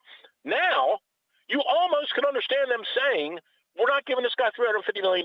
We've been drafting baseball players for 3 years on the premise of we don't need to give Correa $350. We just drafted this Gunner dude. We don't need to give some other dude $250. We just drafted Rutschman. Like, this is the actual one time when I would almost say, yeah, I wouldn't give that cat $350 million. Whereas 10 years ago or 6 years ago when Machado was 2 years away from being a free agent, we were kind of clamoring for them to fork over money. Now you could almost say, don't give Correa $35 million. You're stupid. The argument that you would, again, if you're trying to come up with a logical argument, the logical argument is if you can front load a contract when you don't have outstanding money on the books, if you can put the big numbers in the first couple of years, you could make this work, that you could both sign Correa and he's one piece in 3 years it doesn't cost you so much that you couldn't sign other players, which you're going to need to do. Again, does that mean they're going to do it? Of course. I remain 1,000% skeptical they would ever do something like this. Come on, man. I'm not trying to sell it. I'm just trying to present the argument for why it could work. It could be something. If they sat around somewhere and said, let's rock everybody's world and give someone $350 million, give it to the kid in Atlanta. Like that, if you've decided to give somebody $350, give it to someone that's legit. I don't know if this kid's the $35 million guy, but I can think of a lot of other guys that give $35 million to before him. But they have to be available, and two, if we want to dismiss Mike Elias's relationship in this, we can. But it's a factor. Mike Elias was part of the reason the Astros drafted Carlos Correa. I get it. I get it. That I'm is going something. to one game. I don't care who they sign. Okay. I want to make this abundantly clear. What are you trying to tell me? I tweeted you, not tweeted, I texted you the quote. Oh, the quote with Dan Duquette. Well, we're so far removed from that. Now I don't even remember why I brought it up. The quote from Dan Duquette. Oh, you can just tell me. Yeah, philosophically, we do not participate in the posting part of it. And at some point... that was the Japanese thing, though, right? Yeah. Philosophically, are they going to be a team that's going to spend money on baseball players or not? Like, they do have... Right. That is fundamentally going to have to be the question in the coming years. Because right now, they're going to have to sign pitching. They don't have it. Even if everything else works, they're going to have to sign pitching. So, we'll find out. But we got that guy from the Rangers. Right. And I've already forgotten what his name is. Jesus. Nolan Ryan. Lyles, yes. I don't think it was Nolan Ryan, but they might as well have been. Nolan Ryan, no doubt. Well, anyway, I'm on the record. I don't think they're giving anybody $350 million. Now, they might sign the guy, but they're not giving somebody $350 for 10 years. And that would be so wildly out of their character, it wouldn't even be funny. Again, to be clear, this report said they made the offer. But we don't even know what their character is now because it's not the same people that, like Glenn said, it's not the same people making the decisions. Their character could be totally different now. I disagree with that. Their last name starts with A. I don't agree with that. Look, I'm only going to separate, and that's unfair. Until we know it's the case. It's on them to prove it. It's not unfair. It's on them to prove it. I have no problem with you saying I'm going to believe that they're going to operate the same way. By the way, I'm not even beating them up. I'm not trying to be a prick about it and say they never spent any money. I'm almost the opposite now. Like, we'll look, dude. We've watched you guys lose 100 games for the last 3 years. We'll watch you one more year, but bring some kids up, and I'm not even. I'm good with it. I'm good this year because I'm only going to one game, but I'm good with it. Like, one more year? Yeah, sure. Now, if you bring these kids up and you keep losing 100 games, or you win 80 and you don't go spend $300 million in 2 years, then we got a problem. I would agree with that. If we get to 77 wins with this collection of kids that are coming up, and then you don't go give, I'm just making up names. I don't even know what I'm talking about. Aaron Nola or whoever. Now, if you don't go get real pitchers and real players in 2 years, then I think we all have the right to stomp up and down. For sure. Yeah, at some point, you're going to have to spend money. At some point, you are. And again, once upon a time, I was okay with them spending money on Chris Davis, right? And we all have egg on our face that said we were okay with that. But I made it very clear then. This can't be the only money that you're going to spend. You can't say we're going to do this one time. And I would say that's why this doesn't make any sense either. I would say that's why the Correa thing doesn't make any sense. What you're saying what are you going to do with him? Win 66 games? If Carlo, well, for this, obviously the idea is at some point your guys come together. But I would still say the exact same thing. Even if we're taking this seriously and you say Carlos Correa is going to be the end of the money that we spend, it would be insane for you to do that. Like, does he bring the trash cans with him, or how does that work? Hey, you're welcome for giving you content the other day. You're welcome for that. What'd you do? What happened? What was it? You wrote about the Maryland thing from the other day and me going back. Well, I wasn't even in a fight because I like Jeff. He's one of my friends. That's what I said. It wasn't a fight. It was a tiff. Yeah, it was just a professional back and forth. You and I have had them before. I've won most of them, but we've had them. Did you? I'm trying to remember those. But I thought that was a very look. You know this. I have no interest in. God bless you for doing it. I have no interest in sitting around on the radio for 4 hours and talking about sports anymore. It just doesn't interest me. But things do interest me. Like, I said to you 2 weeks ago, as much as like people pick on golf, and I'll talk about golf for 4 hours every day. Golf had two very compelling stories come around, both on the heels of one another. the incidents, the crazy stuff that happened in Phoenix, and then the Mickelson stuff. Right. Basketball, college basketball, to me, this basketball season became very interesting when Turgeon quit. Became very interesting to me because it never happens, right? It doesn't. And Maryland's never had to go through this, and so I thought your debate, if you want to call it that, the other day was very interesting. Like that, and I still think it's interesting when coaches around the country get the call from Evans or whoever it is that's going to call, or some Board of Regents guy that calls. Firm, right. Are they going to do the Lou Brown? Like, I got some line, got some white tires, walls. I'll call you back. 100%. Or are they going to really be interested? And I think that's a very interesting story for a program, as you pointed out, that, 20 years ago they won the national title. Correct. They haven't really done anything of note since then. Nothing. But there is this thought, and I'm not beating you up, or there's a thought by people that, like, it's Maryland basketball. People would die to come here and be the coach. And I don't see that, personally. I don't think that's true. I think it might have been true if they were still in the ACC, but I don't think it's true now. But I like the debate of it, and, you and that guy, whoever it was, I don't even know who it is. Jeff Erman from Inside MD Sports. Oh, Jeff Erman, right. Correct. So, he's in some way, shape, or form connected, and, you've got the Gary Williams tattoo on your rear end. So you guys are both. I had it removed. I had it removed that night. Yeah, removed after they fired him. After he yelled at me at the Morgan State game. Oh, right. That's when I had but you're both like diehards, and so when diehards argue about things, I find it interesting. So I found that interesting. So there's two things. I'm definitely not a diehard any longer. Like, there's no.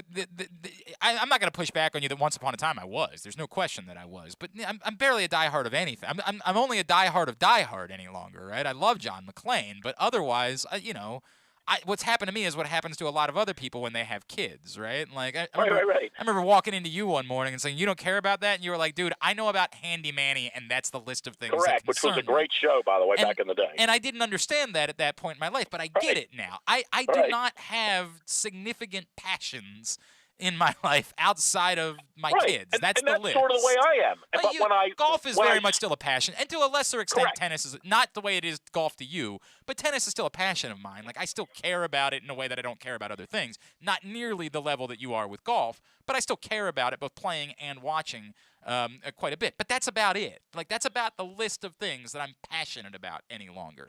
The job requires me to care about certain things, and I do, and I certainly understand what the community cares about.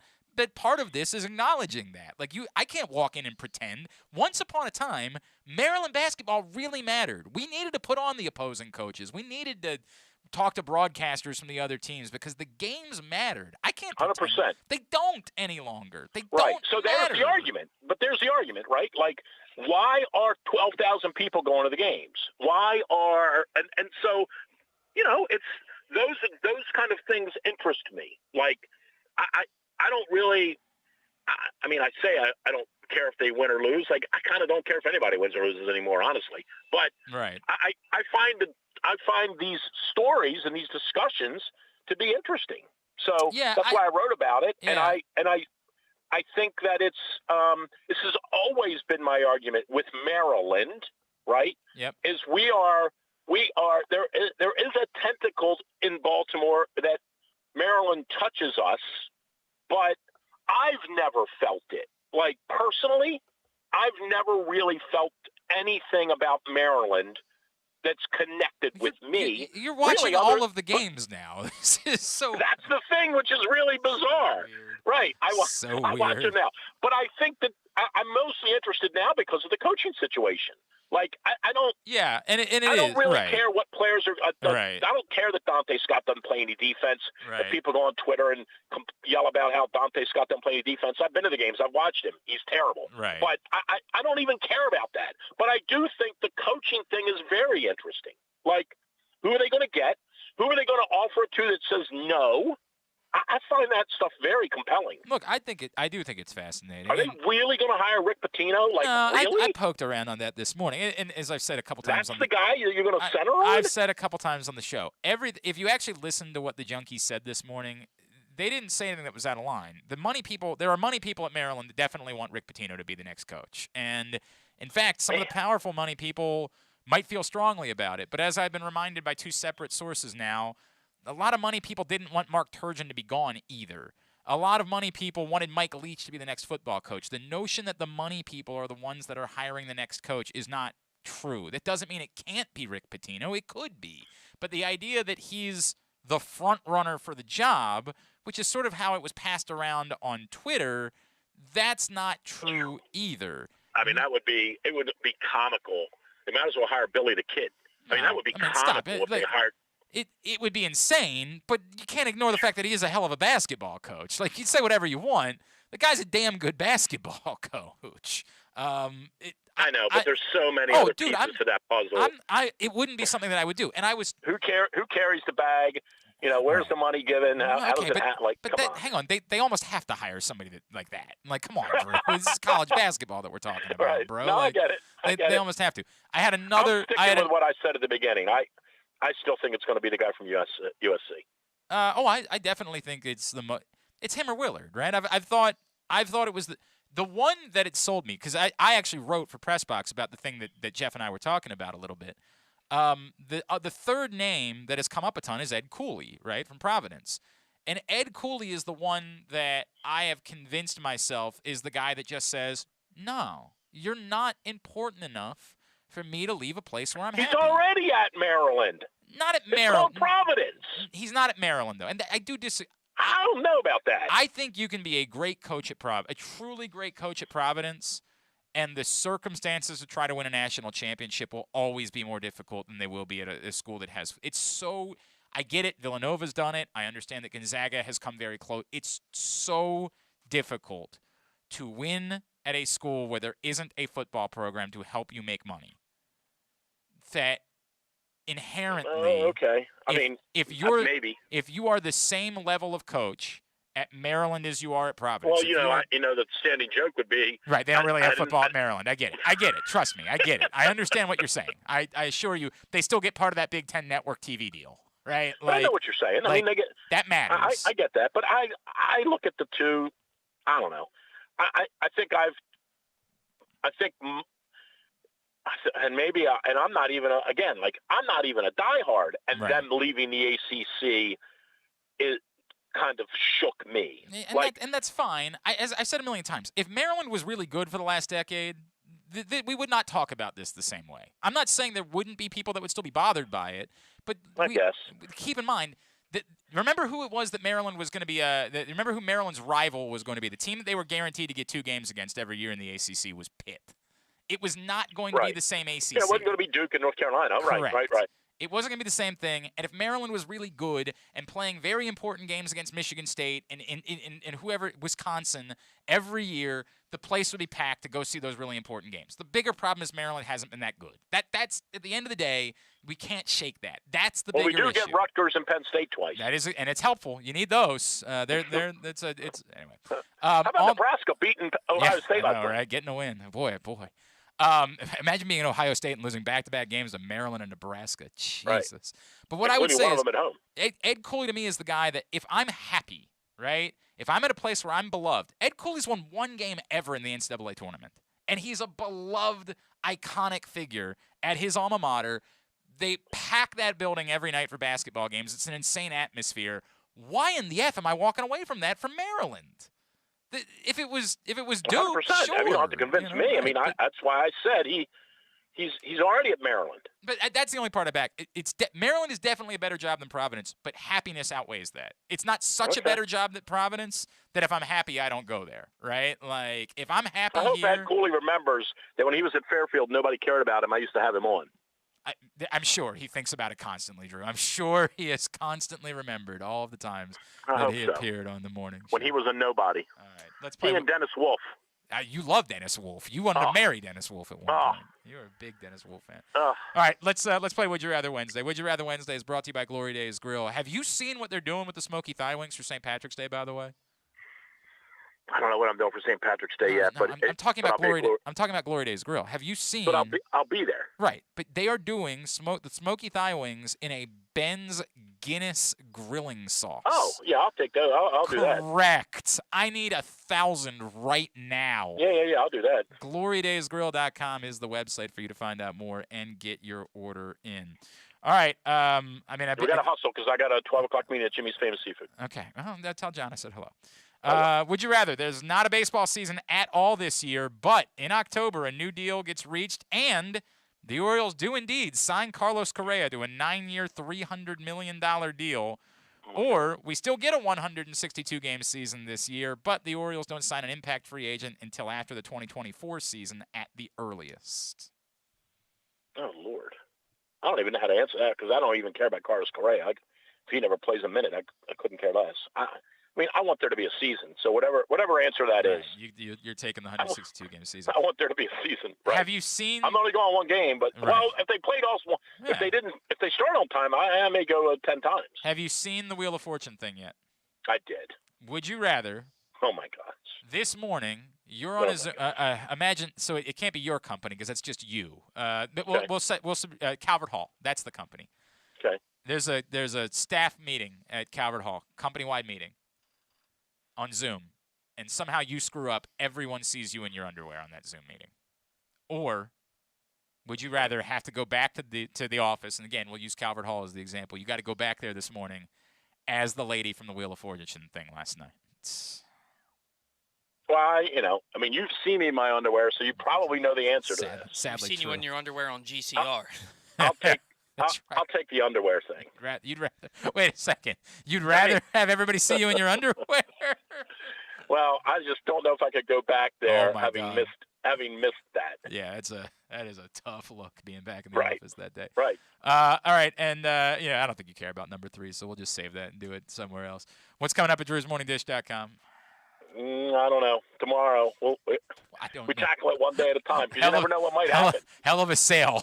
You never know what might happen. I can tell you that we're going to be there tomorrow, and it'll be worth coming to. People racing over for the go check out. It's good today. We got a hockey breakdown. We got Maryland basketball. We got me beating up baseball. And tomorrow there'll be more of that. Okay. But it's a lot like the old radio show. You never know till the morning of. I got a funny feeling you guys, it just sort of sounds like you guys haven't really done any prep. It just sounds that way. At It's a Hooded Foreign on Twitter is how you follow him. Thanks, pal. We'll talk to you next week. All right. Go off. Yeah. Drew Forrester, Drew'sMorningDish.com.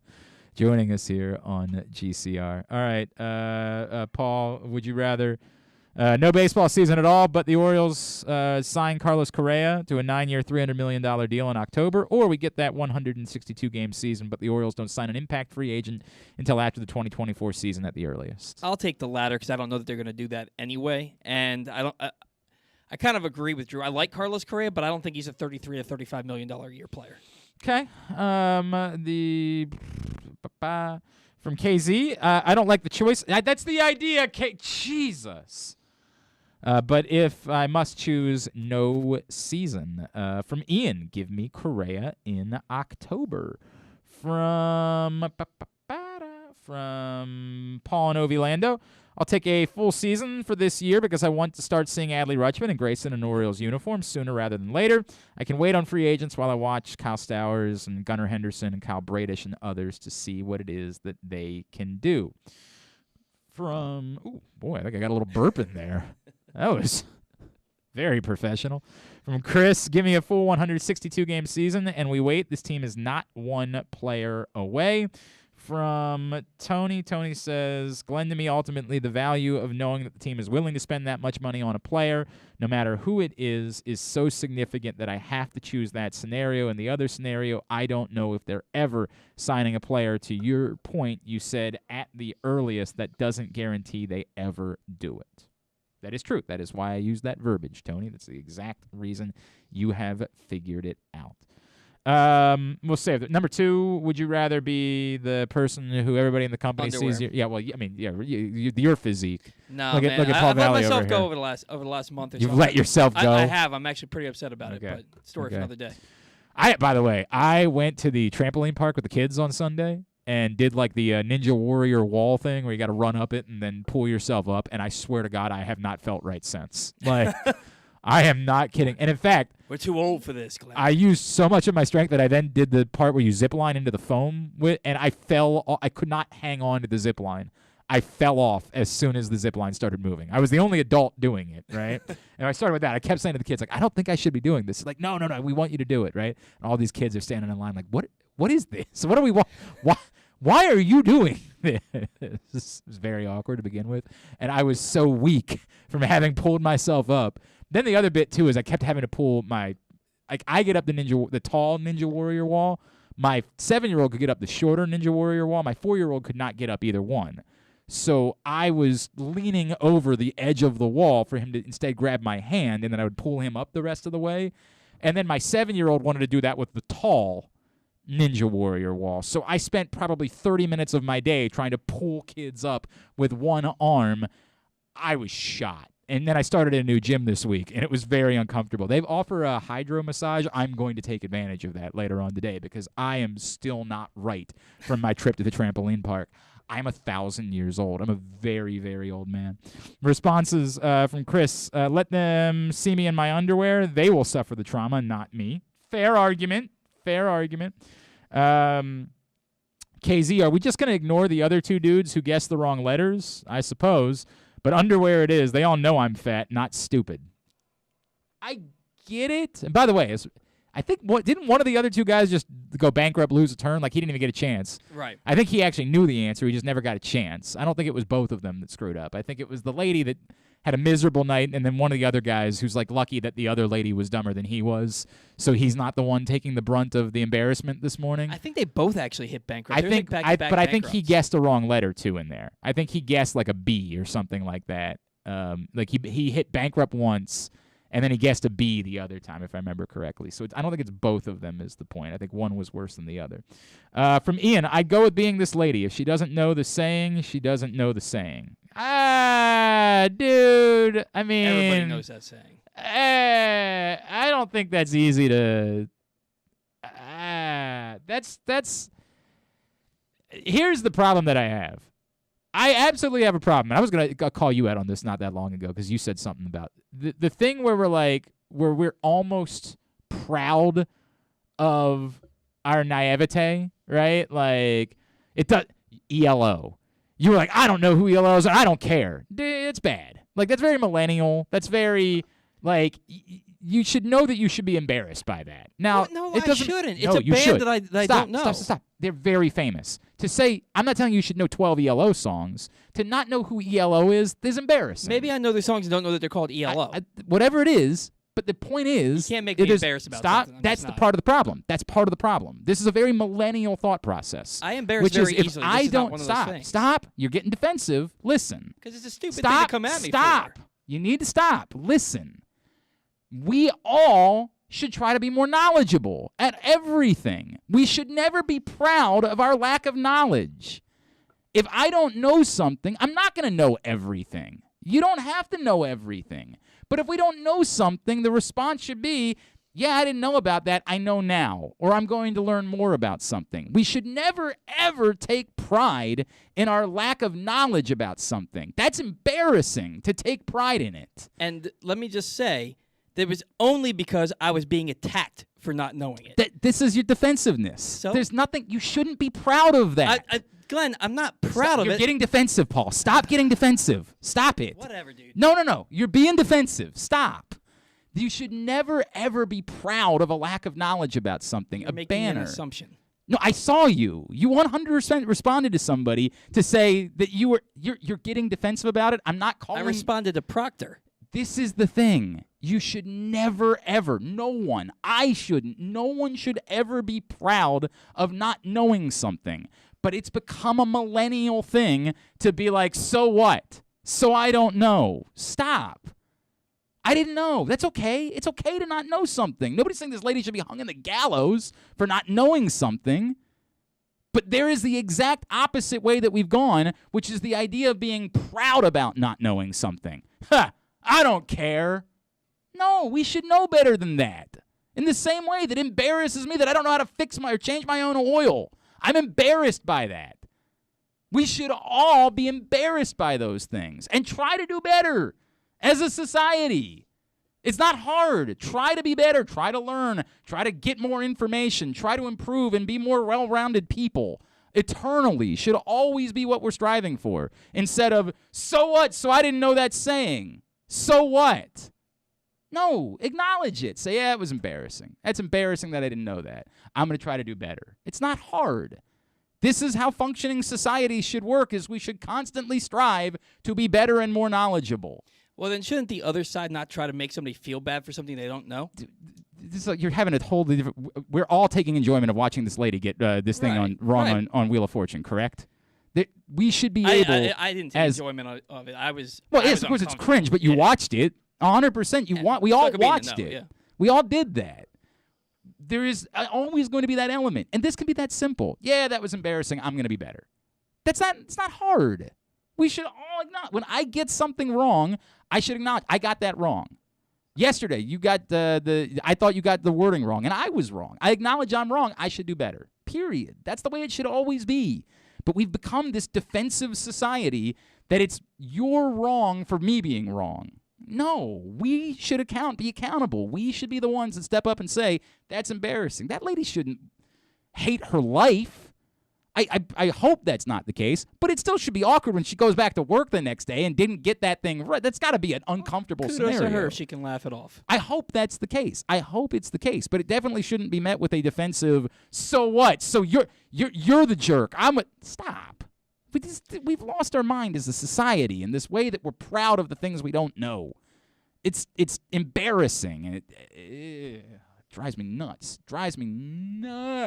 Especially with young people. With young people, it's become like a badge of honor that you have a blind spot about something. I make fun of who was it? Was it Jake Luke that didn't know about John Glenn?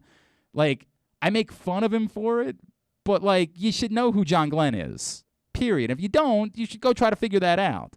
I don't care as strongly about There's Something About Mary, although I do think that the kids should go see There's Something About Mary. It's a very funny movie. It's an American classic. But we should never be proud of our blind spots. We should never, ever say something like, yeah, it's not a big... We should always be striving to be better. Every single person in a society should be striving to be better and more knowledgeable and all of those things. Like, it should always be the case. Number 3, would you rather Rick Pitino with Juan Dixon as coach in waiting, or any coach, including Eric Musselman, that's not 60 years old? Patino with Dixon and waiting. Why? I just think that Patino gives you a certain cachet as a university. Despite some of the background stuff with him, I think he gives you more cachet as a more powerful university. And then you have a guy who's learning, who is probably one of the most popular people in the history of the college. Mm-hmm. That would be coming in after him. I just think it would be a good look. Okay, all right, I'll listen to that. I don't think I could hire Rick Pitino. I just don't think I could do that. And Eric Musselman would be such a slam dunk as a hire. It's, to John Little Rock's point, no, of course it's not happening. Eric Musselman's not going to Maryland. But it would be such a slam dunk as a hire that I would have to do that. All right. Continue to get me your responses for Would You Rather Wednesday at Glenn Clark Radio on Twitter. And somebody will be chosen at random to win a $25 gift card to Glory Days Grill. We'll come back in. We'll get a tidbit, two-bit, to wind down for a Wednesday edition of Glenn Clark Radio. Sports fans, the wait is over. The all-new FanDuel Sportsbook is now open at Live Casino and Hotel in Hanover, Maryland. This is your chance to win big right in your own backyard. Bet on every sport with self-service kiosks and watch all of the action from the best seat in the house. Make every moment more at the all-new FanDuel Sportsbook at Live Casino and Hotel in Hanover. Please play responsibly. Gambling problem? Please call 1-800-GAMBLER or visit mdgamblinghelp.org. That first sip. That first bite. Start your day off right with a delicious breakfast at Royal Farms. Choose from a fantastic selection of fresh Royal Farms breakfast sandwiches and top it off with a rich hot cup of the freshest coffee in the world. At Royal Farms, breakfast is available day and night. It's the freshest breakfast in the world. Real fresh, real fast. Royal Farms. Glory Days Grill's winter seasonal menu is back with comfort classics like their house-made meatloaf and short-rib grilled cheese. It also features the center-cut sirloin with grilled shrimp, the char-grilled pork tenderloin, grilled meatloaf sandwich, smoky thigh wings with Alabama barbecue sauce, and a Brussels and bacon appetizer. All of these items pair well with Devil's Backbone 8-Point IPA or their anniversary IPA brewed by Devil's Backbone. And try their seasonal cocktails, Blood Orange Bourbon Cider, Apple Ginger Mule, and Captain's Hot Cider. Find out more and get your order in today at glorydaysgrill.com. Great food, good sports.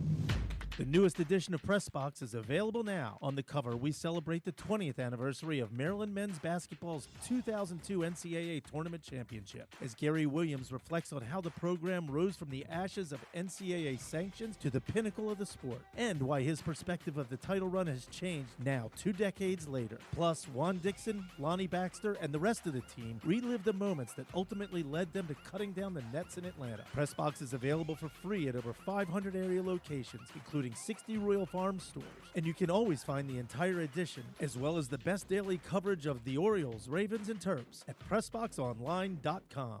The Toyota Tacoma comes in a wide range of models and trim lines. You can choose the perfect Toyota to reflect your unique personality and driving habits. Check out buyatoyota.com for deals on new Tacomas from your local Toyota dealer today. If you miss anything, don't forget that you can find whole shows later on Spotify, Apple, or Amazon Podcasts. It's Glenn Clark Radio. All right, winding down for a Wednesday edition of the program. Let's go ahead and get a tidbit. Tidbit is brought to you by Live Casino and Hotel. Of course, the FanDuel Sportsbook in Live Casino and Hotel. 51 self-service kiosks that are open 24/7, so no matter what it is that you want to bet on, whether you want to bet on a soccer match that's starting at 7 a.m. or at 2 a.m., no matter what time, you can bet in the FanDuel Sportsbook at Live Casino and Hotel. Plus, sign up for Live Rewards right now. You can win your share of $10,000. Got to sign up by March 31st. Cash drawing is April 1st. And on top of all of that, when you sign up for Live Rewards, new Live Rewards members can earn up to $20 in free play. Live Casino and Hotel and the FanDuel Sportsbook. All right, so I kind of had to do this one on the fly because my original tidbit wasn't good. Okay. It was something about the University of Maryland baseball team. It was going to end up they won again yesterday. Yeah, they're 8-0, team ERA of 2. It was going to be who was the most famous player to have ever played in Major League Baseball that played at the University of Maryland. How's that quantifiable? Right. Well, it's quantifiable because there's no Brandon Lau is probably the maybe, but is Brandon Lau more famous than Eric Milton was? Is Brandon Lau more famous than Ron Svoboda? He's not more famous than Moonlight Graham. Oh, okay. I mean, yeah, if you want to go that far, sure, we can go that far. Moonlight Graham played. Yeah. But I mean, you say that. I don't know how to quantify that. Right. You say, is he more? I don't know. I genuinely don't know if he's more famous or not. The millions of people that have seen Field of Dreams. I get it. I get the thought process. That's very difficult to quantify. So, but that's why I decided to change there's it no way to do on that. the fly. Right. So, okay. I realized last night that the Atlanta Braves were the last team to win the World Series. Were the first team to win the World Series after the last work stoppage in baseball. 94, and, yeah. In 90, they won the 95 World Series, yeah. And they're the last team to win the World Series before the this next work stoppage, yeah. next work stoppage. So they sandwiched okay. in between How about that? work stoppages. How about that? So my question for you, a lot of people are up in arms about 12-team playoffs, 14-team playoffs, because it's going to water things down. What are the worst? There are 6 teams with the worst records to make the playoffs since they expanded the playoffs the first time in 1995. It was actually 94, but there was no World Series. When they expanded it to 4 teams in each league. Yeah. So, but I will give you a hint.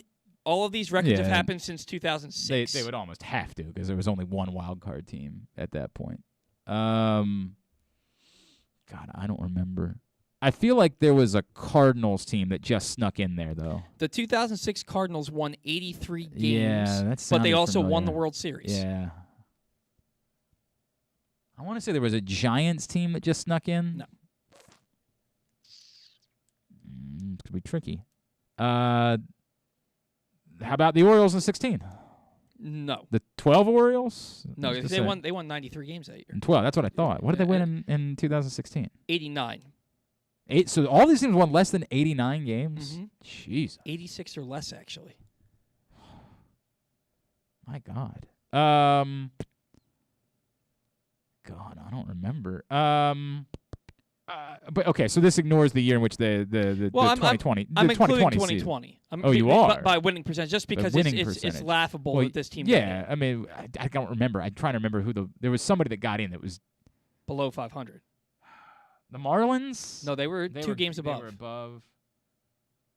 God, who was it? The Brewers? Oh man. I do remember there being a really bad team that made the playoffs that year. Well, they are a good team, and if they played a full season, they probably would have deserved to be there eventually. But they weren't good for 60 games.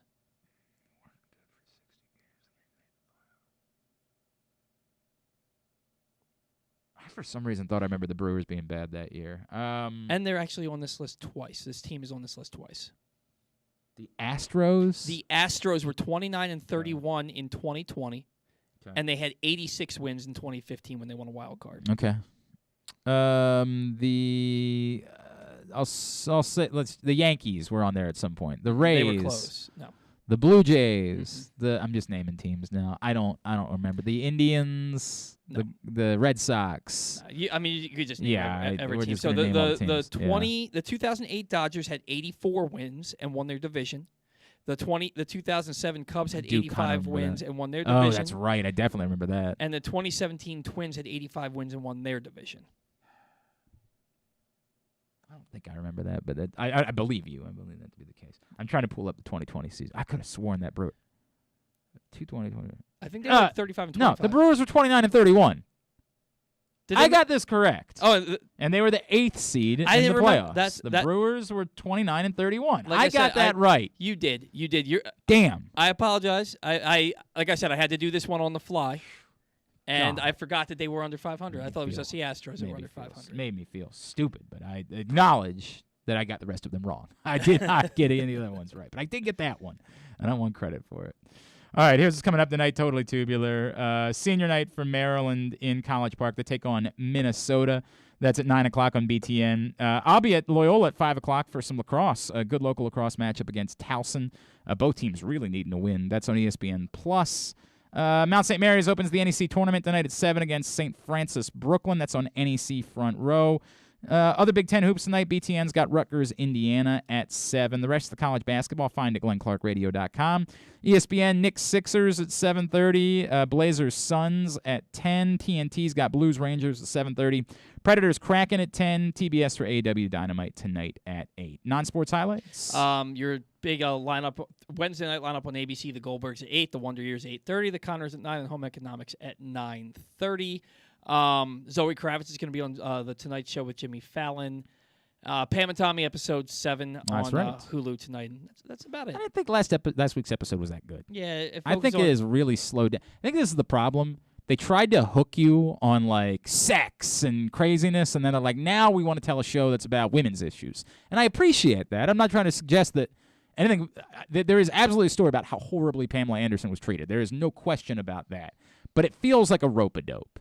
Mm-hmm. It feels like they sucked you in with those first 3 right. episodes. We want to give you this crazy, and now it's going to just be a dramatic show that's not really funny or any like. Yeah, here's a talking penis, right? And now it's a pretty drastic difference between talking penis and women's rights. Like, and I'm not saying either is less relevant. It just sort of feels like you shouldn't sell the show as being one thing, to then halfway through make it a completely different thing. You're just going to kind of lose interest a little bit in what might be a message that's worth telling anyway. Just seems like I've been had a little bit in being hooked on this show.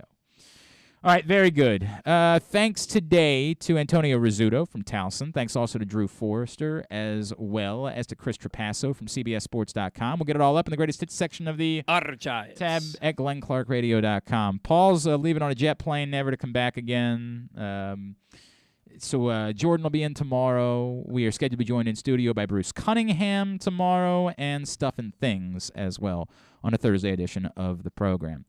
Thanks to everybody at PressBox, all of our great sponsors and partners, including Glory Days Grill, Royal Farms, the CIAA Tournament, Grade 8's memorabilia, Live Casino and Hotel, Maryland, Underdog Fantasy Football, Blue Line K9, your local Toyota dealer, buyatoyota.com. Thanks to Paul. Follow him on Twitter, at Paul Valley III. Follow us on Twitter and Instagram, at Glenn Clark Radio. Have a great Wednesday evening. Go Maryland. Go Loyola or Towson. I do work for Loyola. Go Mount St. Mary's. Duke sucks. Ohio State sucks.